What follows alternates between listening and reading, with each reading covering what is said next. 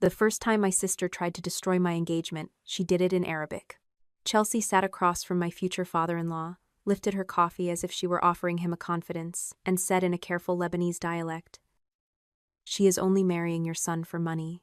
She called him her retirement plan.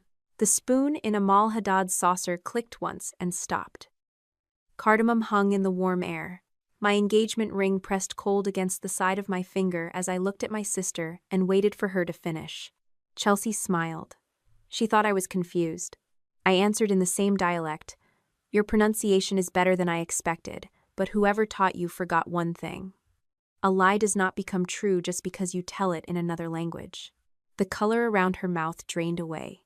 "Before I continue, I hope you are doing well today. Stay with me, because what happened at that table uncovered 12 years of lies, and please subscribe to the channel so you do not miss what came next." That dinner took place on October 3rd of last year, a little more than 9 months before Adam and I were married. At the time, I believe Chelsea's private messages to him were the problem. By the end of the night, I knew they were only the newest version of something my family had done before. Fareed Haddad did not raise his voice.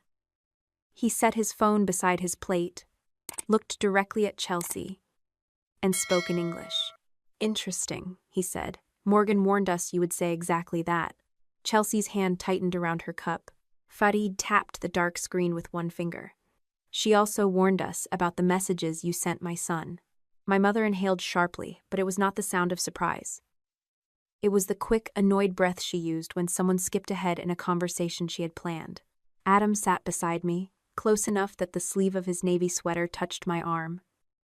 He had shown me Chelsea's first message the afternoon it arrived. "Hey, future brother-in-law, I need to warn you about Morgan before you make the biggest mistake of your life." He had taken a screenshot, then called me before answering. 2 more messages came while we were on the phone. Chelsea asked if he knew how much my apartment had cost in Dubai. She asked whether his parents planned to give us a house. Then she told him I had once joked that marrying into a wealthy family would let me retire before 50. I had never said that. Adam knew it. Still, I asked him not to block her yet. "Let her tell us what she wants," I had said. Now he unlocked his phone and placed it on the table where everyone could see. "This is the complete conversation," Adam said. "Nothing has been deleted." Chelsea gave a small laugh that sounded too bright for the room. "You are really doing this during dinner?" "You started this during dinner," Amal said. Her voice was soft, but Chelsea looked at her as if she had been slapped. Adam scrolled to the first message. My sister's name and number were visible at the top. She had written that I lied about money, hid things from men, and used people until I found someone more useful. When Adam gave her no encouragement, she sent a photograph of herself at a rooftop bar and asked whether he wanted to meet privately before the engagement dinner. His reply consisted of one sentence. "Morgan has already seen these messages." Chelsea stared at the screen. "That proves nothing." "It proves you contacted him," I said. "I was protecting you." "From my fiancé?" "From embarrassing yourself." My father, Walter, shifted in his chair. The leather made a low groan beneath him. He kept his eyes on the tablecloth, following one blue thread with his thumb as though the pattern required his full attention. Mother reached for Chelsea's wrist. "Sweetheart, stop," Patricia said. "You do not have to explain yourself while everyone is attacking you." No one had raised a voice. No one had called Chelsea a name. But Mother had already placed her in the center of the room as the injured party. Fareed leaned back. "No one here is attacking your daughter. We are asking why she sent these messages to my son." "She was worried," Mother replied. "Morgan can be secretive." "About what?" Adam asked. Mother's eyes moved to me. That was how she had always done it. She rarely answered the person who asked the question. She found me instead, then waited for me to explain her behavior to everyone else. I did not help her. For several seconds, the only sound was the soft hum of the refrigerator in the next room. Chelsea pulled her wrist away from Mother and opened her purse. "Fine, you want the truth? Here it is." She took out her phone, swiped through several screens, and held it toward Amal. The image showed a conversation under my name and profile picture. In it, someone who appeared to be me had written, "I need you to test Adam. If he responds, I need to know before I marry him." Another message read, "Say something about money. His family will react to that." Chelsea watched Amal read. Her breathing had steadied. The panic from moments earlier was gone. That change mattered. At the time, I only noticed it because my work had trained me to listen for shifts in tone. In a negotiation, the person who was truly cornered usually became less controlled. Chelsea had done the opposite. She had been waiting to show those images. Amal passed the phone to Farid. Adam looked at me. "Did you send any of this?" "No," I said. The answer came easily, because it was true. Chelsea folded her arms. Of course she is going to deny it now. "Open the conversation," Adam said. "Do not show us a screenshot. Open the account." Her chin lifted. "Morgan deleted it." "When?" Adam asked. "Yesterday." "Then show the account information." "I do not have to hand over my phone like I am some criminal." "No one called you a criminal," I said. "But you are using an image to accuse me. The original matters." Mother pressed her napkin flat across her lap. "Morgan, enough with the courtroom routine. I asked to see the source." "You always do this," she said. "You turn everything into documents and proof because you cannot stand when people trust their own memories." My fingertips went still against the table. That sentence carried more weight than the accusation itself. Mother was not defending Chelsea's screenshot. She was preparing everyone to distrust whatever evidence I produced next. Farid returned the phone to Chelsea. "A screenshot can be altered." Mother gave him a wounded look. "Are you calling my daughter a liar in her own sister's family?" "This is my house," Amal said. "And your daughter entered it with a prepared accusation in a language she believed Morgan could not understand." Chelsea's eyes snapped toward me. "You never told us you spoke like that. You never asked. You said you worked in hospitality." "I said I worked with hospitality groups, construction firms, and legal teams." Mother waved one hand. "You helped people with meetings." "I interpreted those meetings." "That is the same thing." I had heard some version of that dismissal for years. When I first moved to Dubai, Mother told relatives I was doing office work at a hotel. When I earned my first professional certification, she changed the subject to Chelsea's new fitness studio. After I interpreted a contract dispute involving 3 companies and 2 governments, Mother asked whether I could call the cable company for her because she hated automated menus. Eventually, I stopped offering details. Chelsea mistook my silence for emptiness. That evening, it cost her. She tucked her phone against her chest. "This is ridiculous. Morgan set me up." Adam turned toward her. "How?" "She knew I would try to warn you." "You did not warn me," he said. "You asked me to meet you without her." "That was part of the test." "What test?" Adam asked. Chelsea pointed at the screenshot. "Her test." The logic folded back on itself so neatly that Mother almost smiled. Then Patricia spoke the sentence that changed the entire night. "Morgan has done this before," she said. My chair seemed harder beneath me. Adam's shoulder moved away from mine by less than an inch, not because he doubted me, but because he had turned fully toward my mother. "When?" he asked. Mother lowered her voice. "With Noah." Morgan asked Chelsea to see whether he would flirt back. When he failed, she blamed Chelsea for getting involved. I looked at Walter. My father's gaze dropped before mine reached him. 7 years earlier, Noah had been the man who wanted me to move from Abu Dhabi back to the United States with him. He had also been the man Mother said had pursued Chelsea behind my back. The proof had been 3 screenshots, each one sent to me by Patricia. I had ended that relationship in a single phone call. Noah tried to explain, but I had refused to listen. Pride had felt cleaner than doubt. I blocked his number that night and told myself any man who needed a second chance at telling the truth had already used the first one badly. Now Mother was claiming the entire thing had been my idea. "That is not what happened," I said. Patricia tilted her head. "You were upset. You may remember it differently. I remember the screenshots you sent me, and I remember you asking Chelsea for help." Chelsea lowered her eyes at exactly the right moment. Walter rubbed the side of his thumb against the tablecloth until the skin turned red. I could have argued. I could have told Farid and Amal about Noah, about the photographs, about the way my mother had sat on my bed while I deleted his messages. But every word I offered at that table would have become another piece Mother could rearrange. So I did the one thing she had never learned how to handle. I stopped explaining. "No one deletes anything," I said. "Not a message, not an email, not an account. Mother's mouth tightened. Listen to yourself. I am. Chelsea shook her head. You are unbelievable. Adam and I are leaving. Patricia pushed back from the table. Walking out will only make you look guilty. That is not my concern tonight. It should be. These people barely know you. Amal rose before I did. We know enough to understand that Morgan did not create the messages on Adam's phone. Mother looked toward Fareed for support and found none. Adam gathered our coats from the entryway. He did not touch my hand until we were outside, under a porch light that buzzed in the cold October air. You knew she might accuse you of marrying me for money, he said. Did you know about the screenshots? No. Do you believe your mother helped her? The question sat between us, while leaves scraped along the driveway. I believe my mother knew what Chelsea planned to say. That is not what I asked. I know. Adam waited. The old instinct rose first. Give him a finished answer. Keep the uncertainty to myself. Do not let him see how badly the sentence about Noah had landed. Instead, I handed him my phone. Send me the full message export, I said.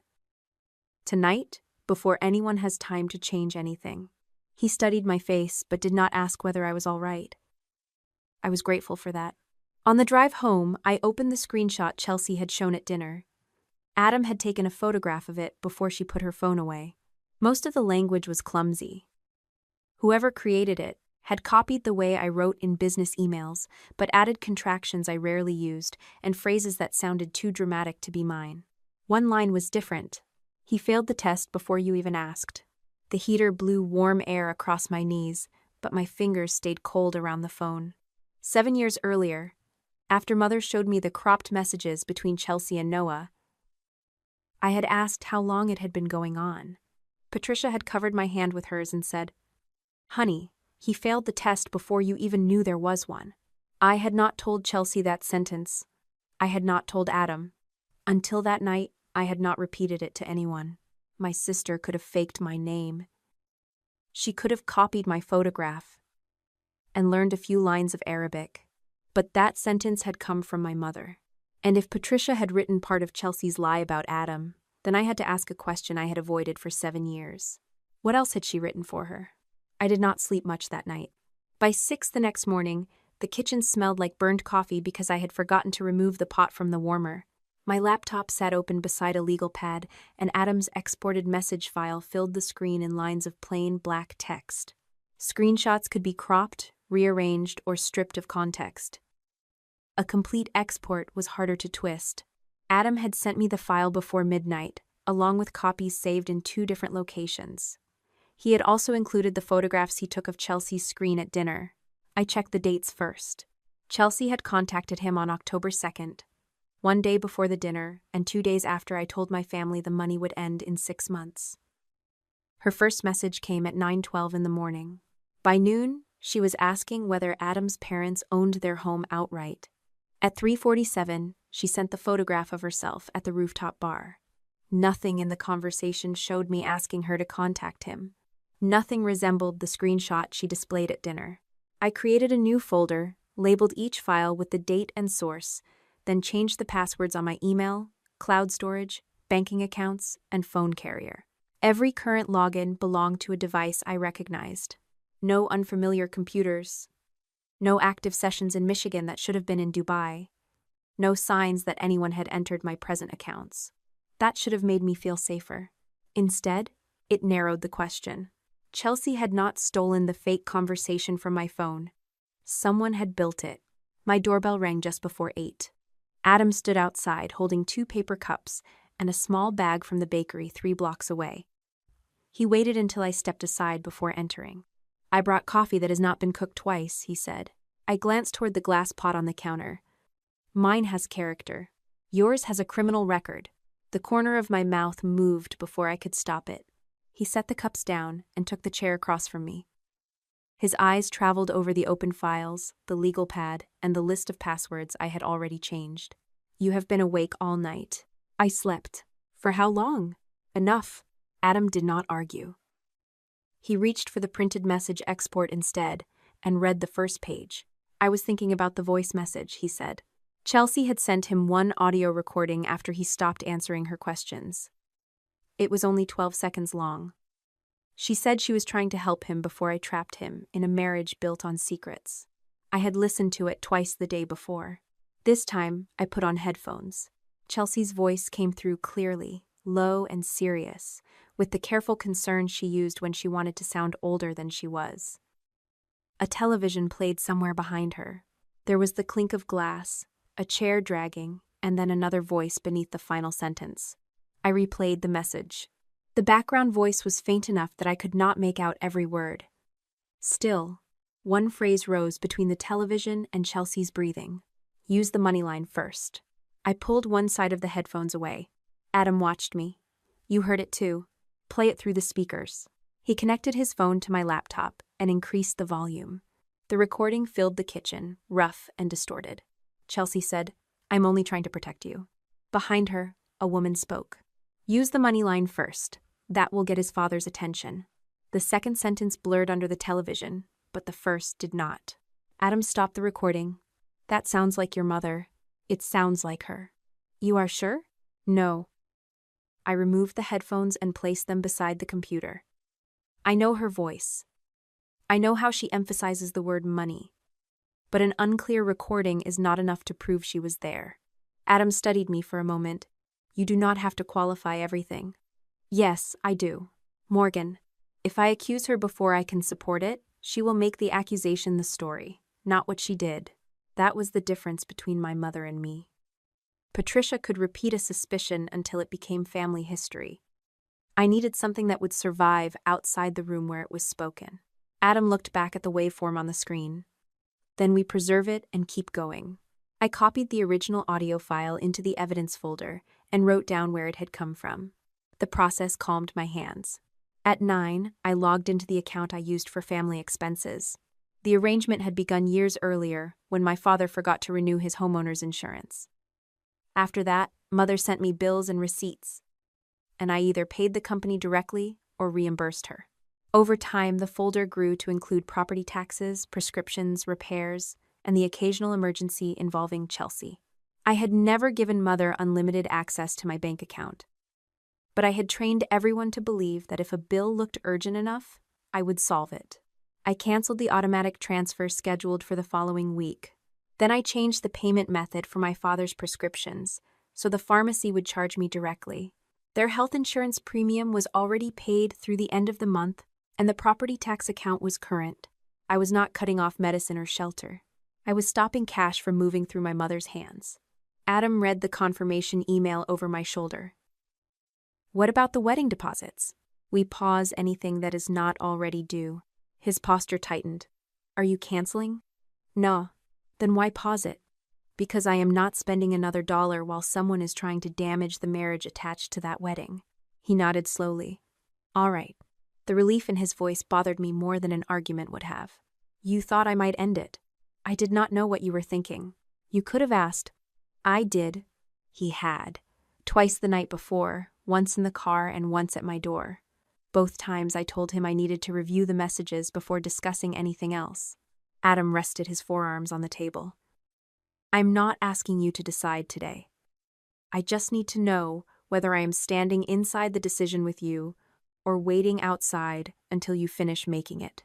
The question landed too close to something I was not ready to examine. We are preserving the evidence together, I said. That was not what I asked.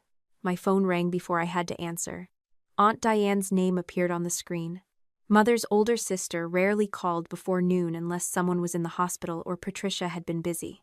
I answered on speaker. Morgan, what on earth happened last night? Diane asked. Good morning to you too. Your mother is beside herself. Chelsea has not stopped crying. Adam leaned back and looked toward the window. What did Mother tell you? I asked. She said Adam's family ambushed Chelsea and accused her of trying to steal him. That is not what happened. She also said you canceled support for your parents because Chelsea warned Adam about your behavior. I changed the payment method for a few expenses this morning. Mother could not have known that when she called you unless she checked the account. A pause followed. Then Diane sighed. You know what I mean. This is not the time to punish everyone. Did she tell you Chelsea contacted Adam privately? She was worried about you. Did she tell you Chelsea asked whether his parents owned their house? That does not sound like Chelsea. It is in writing. Diane lowered her voice. Your mother says you asked Chelsea to test him.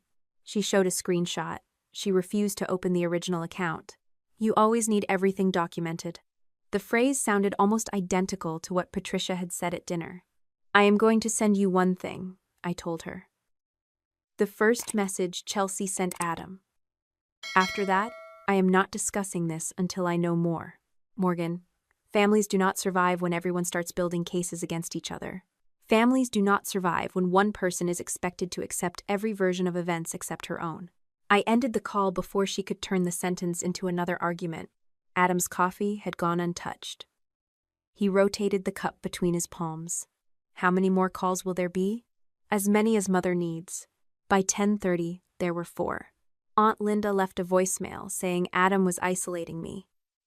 My cousin Rebecca asked why I was humiliating Chelsea over a misunderstanding.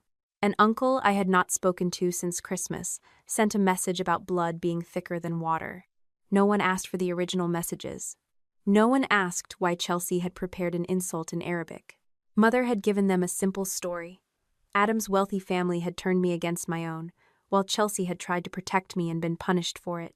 Simple stories traveled faster because people did not have to think while repeating them. I sent the same response to each person. Chelsea privately contacted Adam and later presented an image she would not verify. I am reviewing the original records. I will correct any false information shared about me, but I will not argue through relatives. Then I silenced the phone. Adam read the message and nodded. That is better than what I wanted to send. What did you want to send? Something involving the phrase, manufactured evidence. That would give Mother a new speech about lawyers and rich people. I know. He said it too quickly. I looked at him. What did you do? Nothing. Adam. His jaw shifted. I asked my father whether he knew a digital security consultant. You called Fareed? I did not hire anyone. I asked a question. We agreed not to bring anyone else in until we knew what we had. We agreed not to confront your family. That is not the same thing.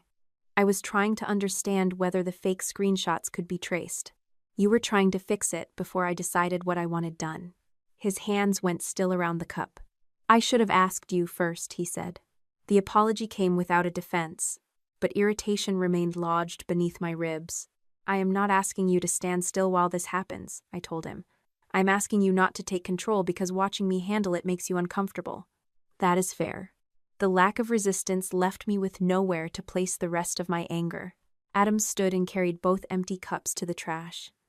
I will not contact him again unless you ask. Thank you. He put on his coat but paused at the door. Do not shut me out and call it a plan. The words followed me back to the kitchen after he left. I opened a fresh page on the legal pad. At the top, I wrote 3 names. Daniel, Noah, Aden. Daniel had been 12 years earlier, just before I moved to Dubai. Noah came 5 years after that, while I was working between Dubai and Abu Dhabi. Adam was now. Beside each name, I wrote what had been happening in my family at the time. Before Daniel, Chelsea's first business had failed, and Mother wanted me to delay my move overseas so I could help. Daniel had encouraged me to go anyway. Before Noah, my parents were considering refinancing their home. Chelsea was behind on rent, and I had told Mother I could not continue sending money every month. Noah wanted me to return to the United States and stop treating every family emergency as mine. Before Adam, I announced that the support would end after 6 months. The timing did not prove anything. Patterns could appear where none existed, especially when someone was desperate to make old pain useful. Still, the same result followed the man disappeared. The crisis remained. I kept paying. My laptop chimed with a new email from Mother. The subject line read, Your father's health. The message contained no medical information. Only a reminder that Walter hated conflict and had barely eaten since dinner. I called the pharmacy. His medication had been collected 3 days earlier. Then I called my father. Walter answered after the 6th ring. Hi, sweetheart, he said. His voice was too cheerful, the way it became when Mother was close enough to hear. Are you alone? A cabinet door closed somewhere near him. I can talk. That was not my question. He exhaled. Your mother is upstairs. Did Patricia have access to my email when I first moved to Dubai? Silence stretched across the line. She helped you set some things up, he said. What things? recovery addresses, passwords, you were traveling, and she worried you would lose access. Did she ever log in? I would not know. You backed up the family computer. Another pause. Years earlier, Walter lost an entire folder of tax records when a hard drive failed. After that, he became almost religious about backups. Every desktop and laptop in the house fed into the same external drive system. Mother complained that he kept everything. Old returns, scanned receipts, family photographs, copies of documents no one remembered creating. She hated the backup drive, I said. Walter gave a weak laugh. Your mother hates clutter. She also used messages on the Mac. That was easier for her, he said. She liked the big keyboard. Patricia had kept her Apple account signed in on the family computer for years. Texts from her phone often appeared on the desktop while she was working. Walter knew exactly why I was asking. Dad, what is on those backups? I have not looked at them in a long time. That was not what I asked. His breathing changed, slower, more deliberate. Morgan, some things are better handled inside the family. That sentence usually means someone already did something they do not want seen outside it. Your mother had a difficult childhood. I closed my eyes. There it was. Walter's oldest method of leaving a room without moving. He explained Patricia until her choices became weather. Did she access my email? I do not know. Did she interfere with Daniel? The refrigerator hummed behind me. Somewhere on his end, the stairs creaked. Walter lowered his voice. This is not going to help you. That is not a no. Morgan, please. You are getting married. Focus on your future. My future is the reason this is happening. He said nothing. Do not erase or throw away any backup drives, I told him. Why would I do that? I did not say you would. A door opened near him. Walter's tone changed at once. I have to go. Dad, your mother needs me. The call ended. I sat with the phone in my hand for several seconds, listening to the empty connection. Walter had not answered one question. He had answered all of them. That afternoon, I searched for Noah.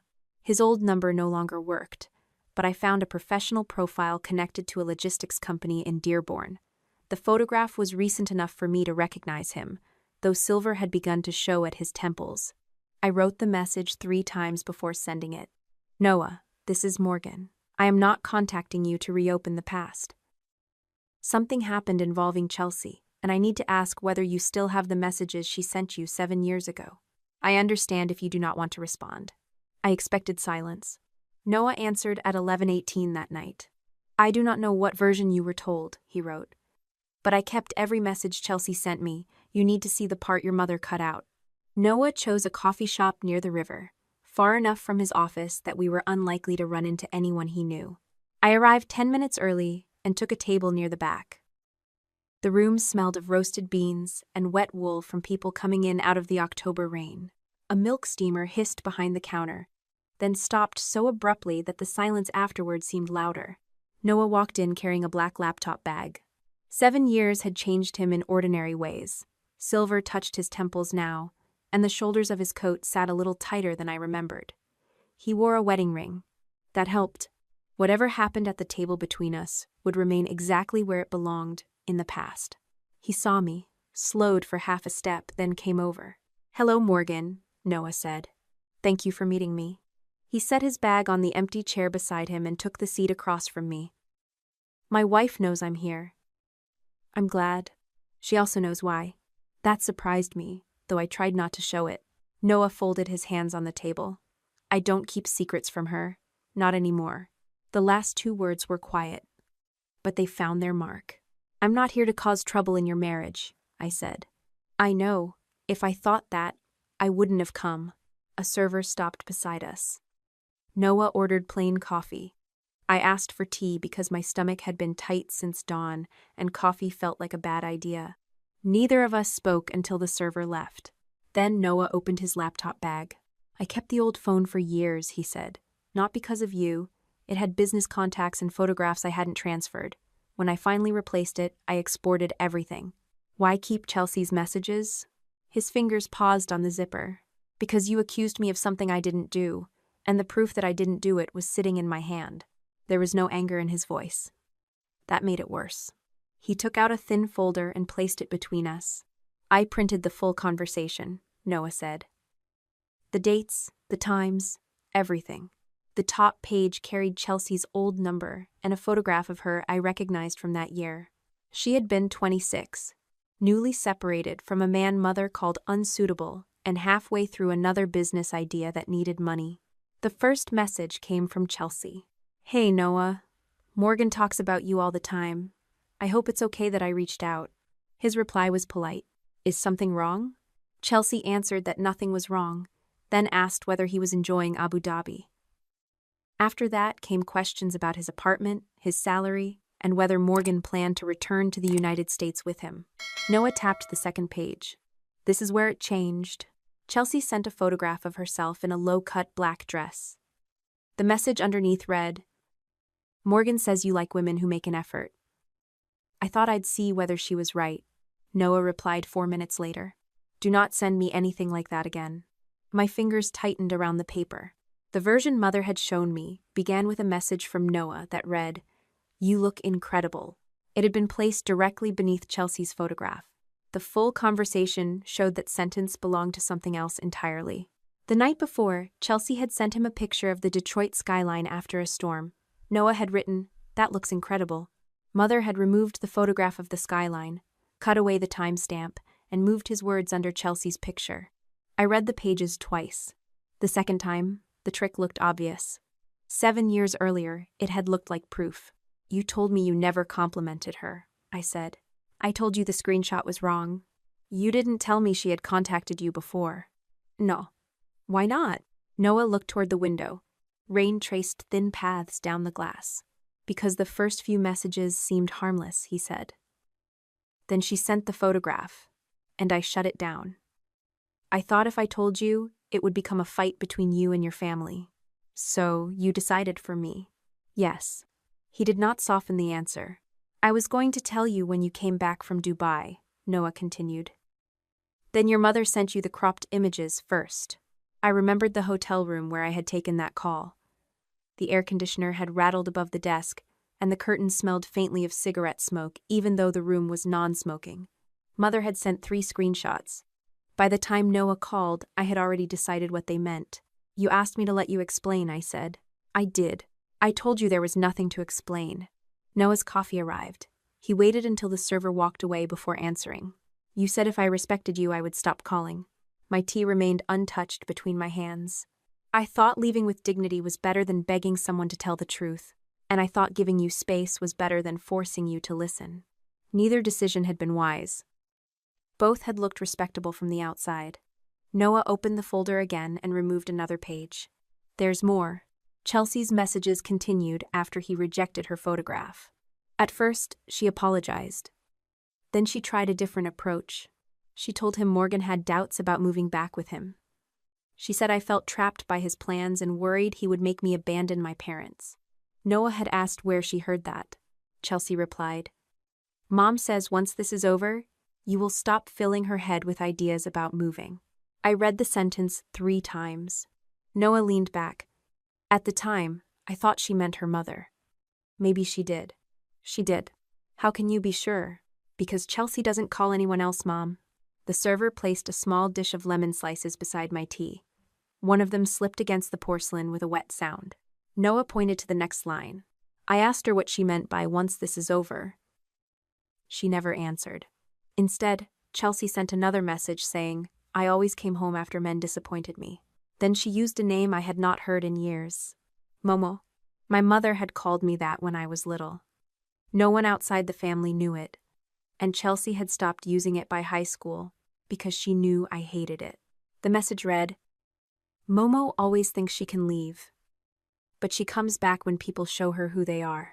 Noah looked at me. She used that name more than once. I only told you about it once. You were sick in Al-Ain. You said your mother used to bring you ginger ale and call you Momo. I remembered. We had been speaking on the phone after midnight. I was feverish and tired enough to tell him things I usually kept buried beneath work. Chelsea could not have known about that conversation. Mother could. I spoke to Patricia a few days before these messages, Noah said. The paper made a soft crackle beneath my hand. Why? She called me. What did she want? She said you were under pressure and making decisions too quickly. She asked whether I was pushing you to move back. What did you tell her? That we were discussing it together. Noah gave a small, tired shrug. She said you had always confused being needed with being loved. The same sentence had appeared in Chelsea's messages. Mother had given her the language. What happened after I blocked you? I asked. Noah reached for his coffee, then changed his mind. I emailed you twice. Both messages came back unanswered. I called from my office. Your number had changed. It hadn't. That's what I was told. By whom? Your mother. The sounds around us seemed to separate. Cups, chairs, a child asking for hot chocolate. The soft buzz of the grinder. When did you speak to her? I asked. About a week later. She said you were humiliated and wanted me to leave you alone. She said you had asked her to make sure I understood. I never asked her that. I know that now. Why didn't you try another way? Noah looked down at his wedding ring. Pride, he said, and anger. I thought if you could believe that about me without hearing me out, maybe I had misjudged what we had. The answer hurt because I understood it. I had made the same calculation from the other side. He had not fought hard enough. I had not listened long enough. Mother and Chelsea had needed only one opening between those two failures. I'm sorry, I said. Noah looked up. I should have heard you, I continued. The screenshots looked convincing, but I decided that was the end before I gave you a chance to speak. He nodded once. I should have told you the moment Chelsea contacted me. I would have believed you. Would you? The question was not cruel. I looked at the page with the black dress, the moved sentence, and the missing timestamp. I don't know, I said. That was the most honest answer I had. Noah rested both forearms on the table. Chelsea did not create the fear. She used it. What fear? That if someone saw all the things your family needed from you, they would eventually decide you were too much trouble. My throat tightened. He continued before I could interrupt. You were always waiting for proof that people would leave. So when your mother handed it to you, you didn't examine it. You protected yourself. And punished you. Yes. I let the words sit between us. 7 years earlier, I would have defended myself. I would have explained the photographs, Mother's certainty, Chelsea's tears, and the way Noah had delayed telling me. Now, none of that changed what I had done. I'm not asking you to forgive me, I said. I did that a long time ago. The answer came without warmth or bitterness. It belonged to a life that had continued without me. Noah closed the folder. My wife and I have 2 daughters, he said. One of them is 6. She refuses to eat anything orange. Despite everything, a laugh slipped out. Noah smiled. She has made exceptions for cheese crackers, but only because she insists they are gold. I'm glad you're happy. I am. The truth of it settled something inside me. Not healed, not erased, settled. Noah had not been waiting in the past for me to return. Neither of us had lost the only life we could have had. But someone had stolen our right to decide whether that life ended. That mattered. Can I keep these? I asked. I made copies for you. Would you be willing to confirm where they came from if I need it? Yes. He hesitated, then added. There is one more thing. Noah opened his laptop and found an old email. The sender was Patricia Hale. The subject line read, Thank you for understanding. The message had been sent 3 days after our breakup. Mother thanked Noah for respecting my wishes. She wrote that I had always been dramatic when disappointed and would recover faster if he did not contact me again. At the bottom, she added one final sentence. Daniel eventually understood that Morgan cannot leave her family behind. I hope you will understand too. I read the line twice. Noah watched me carefully. Who is Daniel? Someone from before. Did your mother interfere with him too? I don't know. But the words on the screen said she had done something. Daniel had ended 12 years earlier, before Dubai, before Noah, before I understood how easy it was to disappear into a new country and call distance independence. Mother had told me Daniel stopped answering because he resented my career. I had accepted it because the alternative required me to ask him why. Noah forwarded the email to me. We left the coffee shop 20 minutes later. Outside, the rain had thinned to a cold mist. He offered his hand, and I took it. Take care of yourself, Morgan, he said. You too. He walked toward the parking structure without looking back. I sat in my car and read Patricia's email again. Daniel eventually understood. The sentence bothered me all the way home. Mother had always claimed Daniel walked away without explanation. According to her, he had refused every attempt she made to speak to him. But she had just told Noah that Daniel understood. That meant there had been a conversation. Or a message. Something I had never seen. I called Patricia before I could talk myself out of it. She answered on the third ring. "Morgan, are you ready to apologize?" I met Noah. The line went quiet. Mother recovered quickly. That was foolish. He kept the full messages. People keep all kinds of things when they want to rewrite history. Chelsea contacted him first. "You asked her to." "No, I didn't. You may not remember. You were under enormous stress then." I stared through the windshield at the wet maple leaves plastered across the driveway. "Why did you email Noah after we broke up?" "To protect you." "From what?" "From more humiliation. You told him Daniel eventually understood that I could not leave the family." Mother took a breath. "Noah showed you private correspondence?" "He showed me a lie you sent about me. What I meant was that Daniel eventually accepted the kind of person you were." "What kind was that?" "The kind who came home when the excitement wore off." I pressed my thumb against the edge of the phone until the case dug into my skin. "Did Daniel contact you after we broke up?" Mother's answer came too fast. "No." "Did he write to me?" "No." "Did he ask you to give me anything?" "Why are you dragging Daniel into this? You brought him into it 7 years ago." "I was trying to make Noah understand that men who pulled you away from us always ended up hurting you." "That wasn't what I asked." Mother's voice sharpened. "Daniel finally understood that you could not abandon us." That should have been enough. The sentence hung there. Not "he left." Not "he never answered." He understood. "Did he reply to me?" I asked. Patricia said nothing. A floorboard creaked on her end. Then Walter's voice came faintly through the phone. "Pat, who are you talking to?" Mother covered the receiver, but not quickly enough. "It's Morgan," she said. "She's confusing herself again." My father answered something I could not hear. "Mom," I said. Patricia came back on the line. "You need to stop before you damage your relationship with Adam over men who have not thought about you in years. This is not about getting them back." "Then what is it about?" "The right to know why they left." Her voice dropped into the patient tone she used when she wanted witnesses to believe I was unstable. "You know why?" "No, I know what you told me." Walter spoke again in the background. Mother snapped. "Stay out of it." That told me more than anything she had said to me. "Let me talk to Dad. He is tired. Put him on the phone." "No." "Did Daniel answer the email?" Patricia exhaled through her nose. Then she said, "Daniel eventually understood that you couldn't leave us. He was angry at first, but he understood." The rain ticked softly against the roof of my car. Mother had just admitted there had been a response. I had never seen it. Before I could ask another question, she ended the call. I remained in the driver's seat with the phone against my ear until the screen went dark. Daniel had written back. Mother knew what he said. And for 12 years, she had made sure I believed he never tried. The morning after Mother admitted Daniel had written back, she called to tell me my father might lose access to his medication. She did not ask how I was.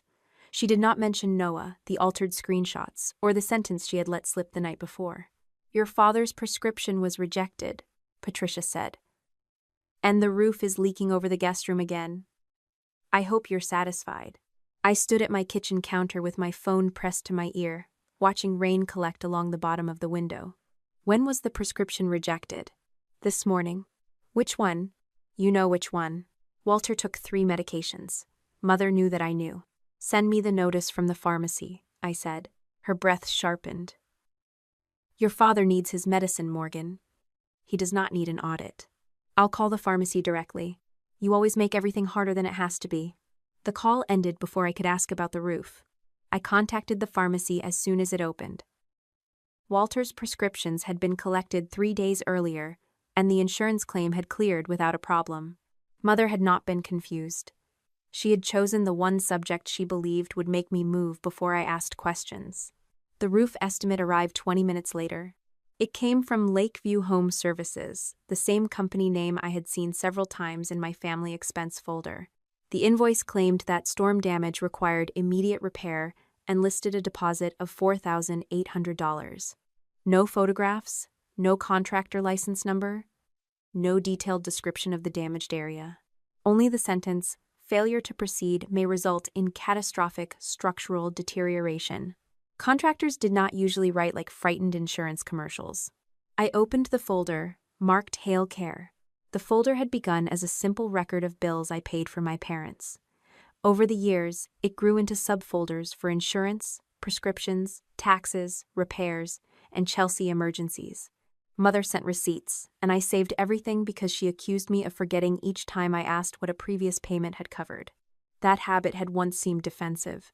Now it gave me dates. Lakeview first appeared 3 years earlier, when Mother requested reimbursement for a water heater repair. 6 months later, the company replaced damaged gutters. Then came basement waterproofing, emergency electrical work, and a furnace inspection that cost more than most full repairs. The documents looked different at first glance, but the wording repeated. Immediate action required. Unsafe condition. Deposit due upon receipt. The same misspelling appeared on 3 invoices. Maintenance. One file listed an address in Pontiac. Another showed an office in Livonia. A third had no address at all. I created a spreadsheet and entered each Lakeview payment. Beside it, I added what had been happening with Chelsea during the same month. The first water heater invoice arrived when her fitness studio was 2 months behind on rent. The gutter repair came 1 week after her landlord sent an eviction warning. The basement work appeared while she was trying to pay off a business credit card. Mother insisted belonged to both of them. Coincidence was possible once. 5 times demanded attention. I searched Michigan business records and found Lakeview Home Services registered to a limited liability company that had been dissolved 2 years earlier. The mailing address matched a small office suite Chelsea had once used for her fitness business. The phone number on the latest invoice connected to voicemail. "Thank you for calling Lakeview," Chelsea's recorded voice said. "Leave your name, number, and service request." I played it twice. The recording had probably been created years ago, back when she believed one business could quietly support another. Hearing her voice did not prove every repair was fake, but it tied the company directly to her. I saved the business record and recorded the voicemail from a second phone. Then I checked the individual payments. Some had gone to Mother. Others went directly to Lakeview. 2 were deposited into an account that later appeared on a document from Chelsea's studio. The amount was no longer small enough to dismiss as a few dishonest requests between relatives. Adam arrived after work and found me at the dining table surrounded by printed invoices. He loosened his tie, set his briefcase near the wall, and read the Lakeview registration over my shoulder. This was Chelsea's company? At least on paper. "How much did you send?" "I don't know yet." His gaze moved across the spreadsheet. "You need an attorney. I need to finish identifying what happened." "You can do both. I haven't decided whether I want legal action." "You don't have to file anything, but someone should tell you what to preserve and what not to touch." "I already know not to alter the original files." "That isn't the only issue." Adam pulled out the chair across from me but did not sit. "My father knows an attorney who handles business disputes," he said. I asked for her number. I set down the invoice in my hand. "You called Fareed again." I asked for a contact. "After I told you not to bring anyone else into this without discussing it with me." "I did not give her your name." "That is not the point." His shoulders stiffened. "Your family may have taken tens of thousands of dollars from you using false invoices. And I am the one who decides what to do about that." "I know. You keep saying that after you have already made the decision." Adam looked toward the dark window, jaw tight. "I am watching people attack you from 3 directions," he said. "Chelsea targeted our relationship. Your mother is spreading lies. Your father is hiding something. Every time I try to help, you tell me to wait. I asked you to help me preserve Adam's messages. You did. I asked you to give me space to review the accounts. And while you review them, Patricia keeps moving. Then let her." His eyes returned to mine. "You think staying calm means standing still." "No. I think panic creates mistakes. I'm not panicking. You called your father because you wanted someone with authority to make this feel manageable." The sentence landed harder than I intended. Adam stepped back from the table. "You're right," he said. I should have asked. There was no argument after that, which left the room strangely flat. He wrote the attorney's name on a piece of paper and slid it toward me. "Use it or don't," he said. "I won't contact anyone else. I do want advice. I just want to choose the questions. That's fair. Adam collected his briefcase, kissed my temple, and left earlier than he usually did. The warmth from his lips remained after the door closed, but so did the space between us. I placed the attorney's name beside my spreadsheet. The next afternoon, Walter asked to meet me at a diner near his doctor's office. He chose a booth in the back, ordered coffee, and spent several minutes tearing the paper wrapper from his straw into narrow strips. My father had always needed something in his hands when he was avoiding a sentence. "Is your medication all right?" I asked. His eyes lifted. "Yes." "Why?" Mother said there was a problem. There wasn't. He looked toward the counter, though no one there was paying attention to us. "Dad, did you know she used Chelsea's company to send me invoices?" Walter rubbed his thumb across the torn paper. "I knew you helped with some repairs. That wasn't my question. Your mother handled most of it. Did Lakeview repair the roof?" "I don't know." "Did it replace the water heater?" "The water heater was replaced." "By whom?" He took a drink of coffee that had to be too hot. "Patricia knew a man," Walter said. "Did Lakeview do the work?" His silence gave me the answer. I placed copies of 3 invoices on the table. This one says Lakeview waterproofed the basement. The next month, Mother told me the basement still flooded because nothing had been done. This invoice says the company repaired your furnace. The furnace company you actually used billed me 2 weeks later. Walter read without touching the pages. "I thought you knew Chelsea needed help," he said. "I knew about some of it. Your mother said you preferred the money to look like household expenses because you didn't want Adam asking questions." The lie was almost elegant. Mother had made my privacy responsible for her deception. "Did you believe that?" Walter's face tightened. "I did not ask enough questions." "That means you chose not to know." "Morgan, your sister was struggling. She has been struggling for 15 years. She's not like you." There it was. The family's oldest explanation. "What am I like?" "You can recover." The answer came softly. I looked at the man who had watched Mother rewrite my relationships and transfer my money, then comforted himself with the belief that I could survive it. "Where's the backup drive?" I asked. Walter's eyes moved toward the diner entrance. "At the house. Does it include the old Mac?" "It should. Can you get it?" His mouth pulled tight. "Your mother checks the office now. Then decide whether her comfort matters more than the truth." "That is not fair." "No. Fair would have been telling me 12 years ago." The server refilled his coffee. Walter waited until she left before speaking again. "If I bring it to you, this may end my marriage. If you don't, it may end your relationship with me." He stared into the cup. I did not beg. For most of my life, I had made decisions easier for him. Not this time. "Call me when you choose," I said. At home, I sent 3 Lakeview files to a forensic accountant, recommended by the attorney whose name Adam had given me. I did not retain the attorney yet. I only asked for an initial review of the invoices and their file information. The accountant responded the following evening. One invoice had been created under the computer username Patricia Hale. Another listed Chelsea's old laptop model in the embedded document properties. A third had been copied from the same original template, despite carrying a different contractor address and a different year. I read the message while standing beside my kitchen sink. The accountant wrote that 3 samples were not enough to establish the total amount, but the repeated template and conflicting business details justified reviewing every Lakeview transaction. Below that came a preliminary estimate. If the remaining invoices followed the same pattern, the disputed payments could exceed $70,000. My phone lit up with a message from Mother before I finished reading. "If you continue punishing this family, we will tell Adam the truth about what you are really like." For years, that threat would have worked. I would have sent money, apologized, and tried to prove I was not the woman she described. This time, I saved the message in the evidence folder. Then, I forwarded the accountant's estimate to the attorney and asked for an appointment. The attorney did not promise me a lawsuit. She did not say the forged invoices would send anyone to prison, and she did not tell me the email to Daniel would be easy to prove after 12 years. She listened, took notes, and asked for original files instead of screenshots. When I finished, she folded her hands over a yellow legal pad. "You have enough to preserve records and begin a civil review," she said. "You do not yet have enough to make every conclusion you suspect. That is why I need Daniel. If he still has the original email, it may help establish the timeline.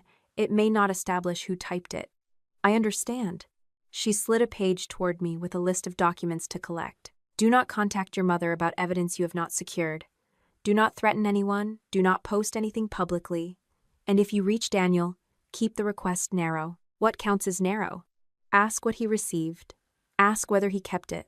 Do not tell him what answer you need. I left her office with a folder under my arm and rain spotting the shoulders of my coat. Daniel had no reason to help me. For 12 years, I had carried an image of him that made my choices easier to live with. He was selfish. He resented my career. He disappeared the moment my life became inconvenient. That version required nothing from me except anger. The real man might require an apology. I found his current email through a former colleague from the consulting firm where we had both worked before I moved overseas. She did not ask why I wanted it, though the pause before she gave it to me suggested she remembered more than she said. My first draft filled half a page. I deleted it. The second sounded like a legal notice. I deleted that too. The message I finally sent contained 6 sentences. Daniel, this is Morgan Hale. I am contacting you because I recently learned that some communications involving my family may have been altered or withheld from me. I am not asking to reopen our relationship or disrupt your life. I need to know whether you received an email from my account shortly before I left for Dubai, and whether you kept a copy. I understand if you do not want to respond. If you are willing to speak, Adam knows I have contacted you. His reply arrived the next afternoon. I kept it. I also kept what I sent back. We can meet, but I want to be clear that I am married and my wife knows about this. I read the sentence about his wife twice, not because it hurt, but because it steadied the ground. Daniel had continued living. So had I. We met 3 days later at a quiet restaurant in Birmingham, after the lunch crowd and before dinner. He was already seated when I arrived, a leather folder resting beside his water glass. He stood when I approached. "Hello, Morgan," Daniel said. "Hello." Time had broadened his face and thinned his hair near the temples. The restless energy I remembered was gone. In its place was a stillness that made him seem more careful. "Visat. My wife is at a bookstore 2 blocks away," he said. "She asked whether you wanted her here." "No, but please thank her." Daniel nodded. "She knows the whole history." "I wish I did." The server came, and we both ordered tea. Neither of us opened the menu. Daniel rested one hand on the folder. "Before I show you anything, I need to ask one question." "All right. Did you send the email?" "No." He searched my face for several seconds. "I believed you did," he said. "I believed you never answered." His fingers tightened against the leather edge. Then he opened the folder. The first page was an email printed with the full header. It came from my old account 2 weeks before my flight to Dubai. The subject line read, "This is easier in writing." The first paragraph sounded almost like me. It mentioned the move, my workload, and the distance between us. Then the language changed. The email said I had grown tired of carrying Daniel financially, though he had never asked me for money. It accused him of slowing my career and said I needed a man who could keep up. Near the end came one sentence I had heard from my mother in different forms all my life. "You never loved me. You loved being useful to me, and now I have outgrown the need." I lowered the page. Daniel watched his tea instead of me. My mother used to say I confused being needed with being loved. I remember. "She said that to you?" "More than once." The server placed 2 cups on the table. Steam rose between us, carrying the sharp smell of lemon. Daniel waited until she walked away, then turned to the second page. I answered that night. His reply began with anger.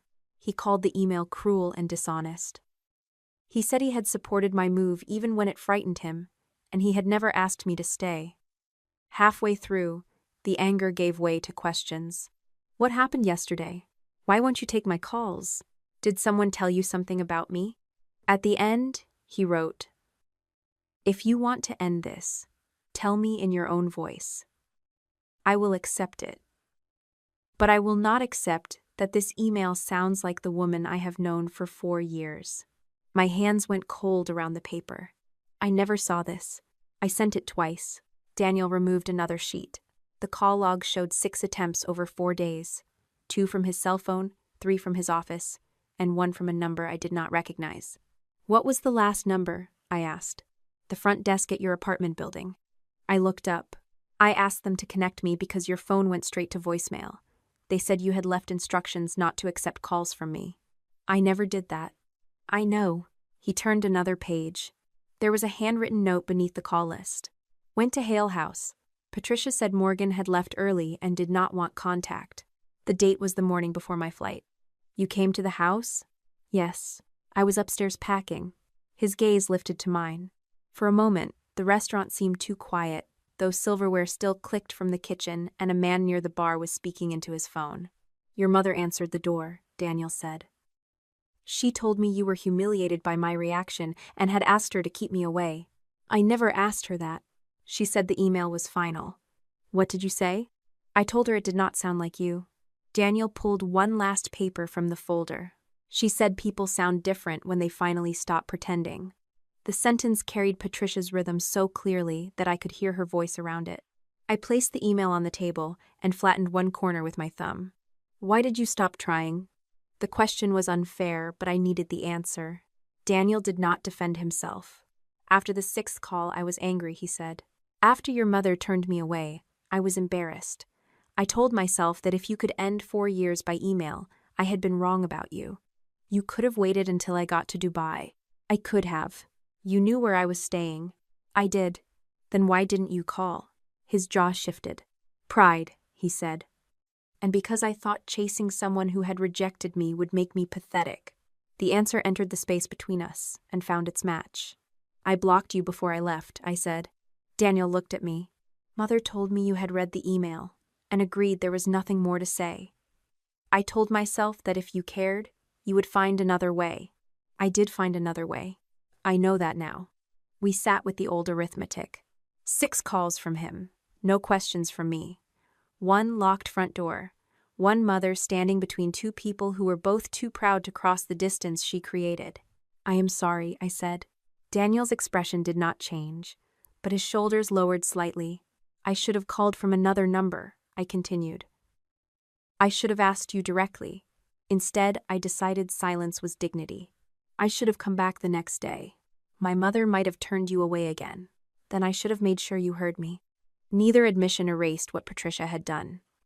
It did, however, remove the comfort of pretending we had been flawless victims. Daniel had withdrawn. I had refused to look. My mother had counted on both. Did she contact you again? I asked. Once. He opened his phone and found a scanned copy of an old letter. Patricia thanked him for respecting my wishes. She wrote that I had always been restless, that Dubai would distract me, and that I would eventually come home once I understood career success could not replace family. At the bottom, she added, Please do not confuse Morgan by reaching out again. She has made her choice. I forwarded the scan to my email. Would you confirm where these came from if my attorney asks? Yes. Would you give her the original electronic files? If she sends a formal request. Thank you. Daniel closed the folder, then left 1 copy of the first email and his reply on the table. I made these for you. The paper felt too light for something that had carried 12 years of resentment. Are you happy? I asked.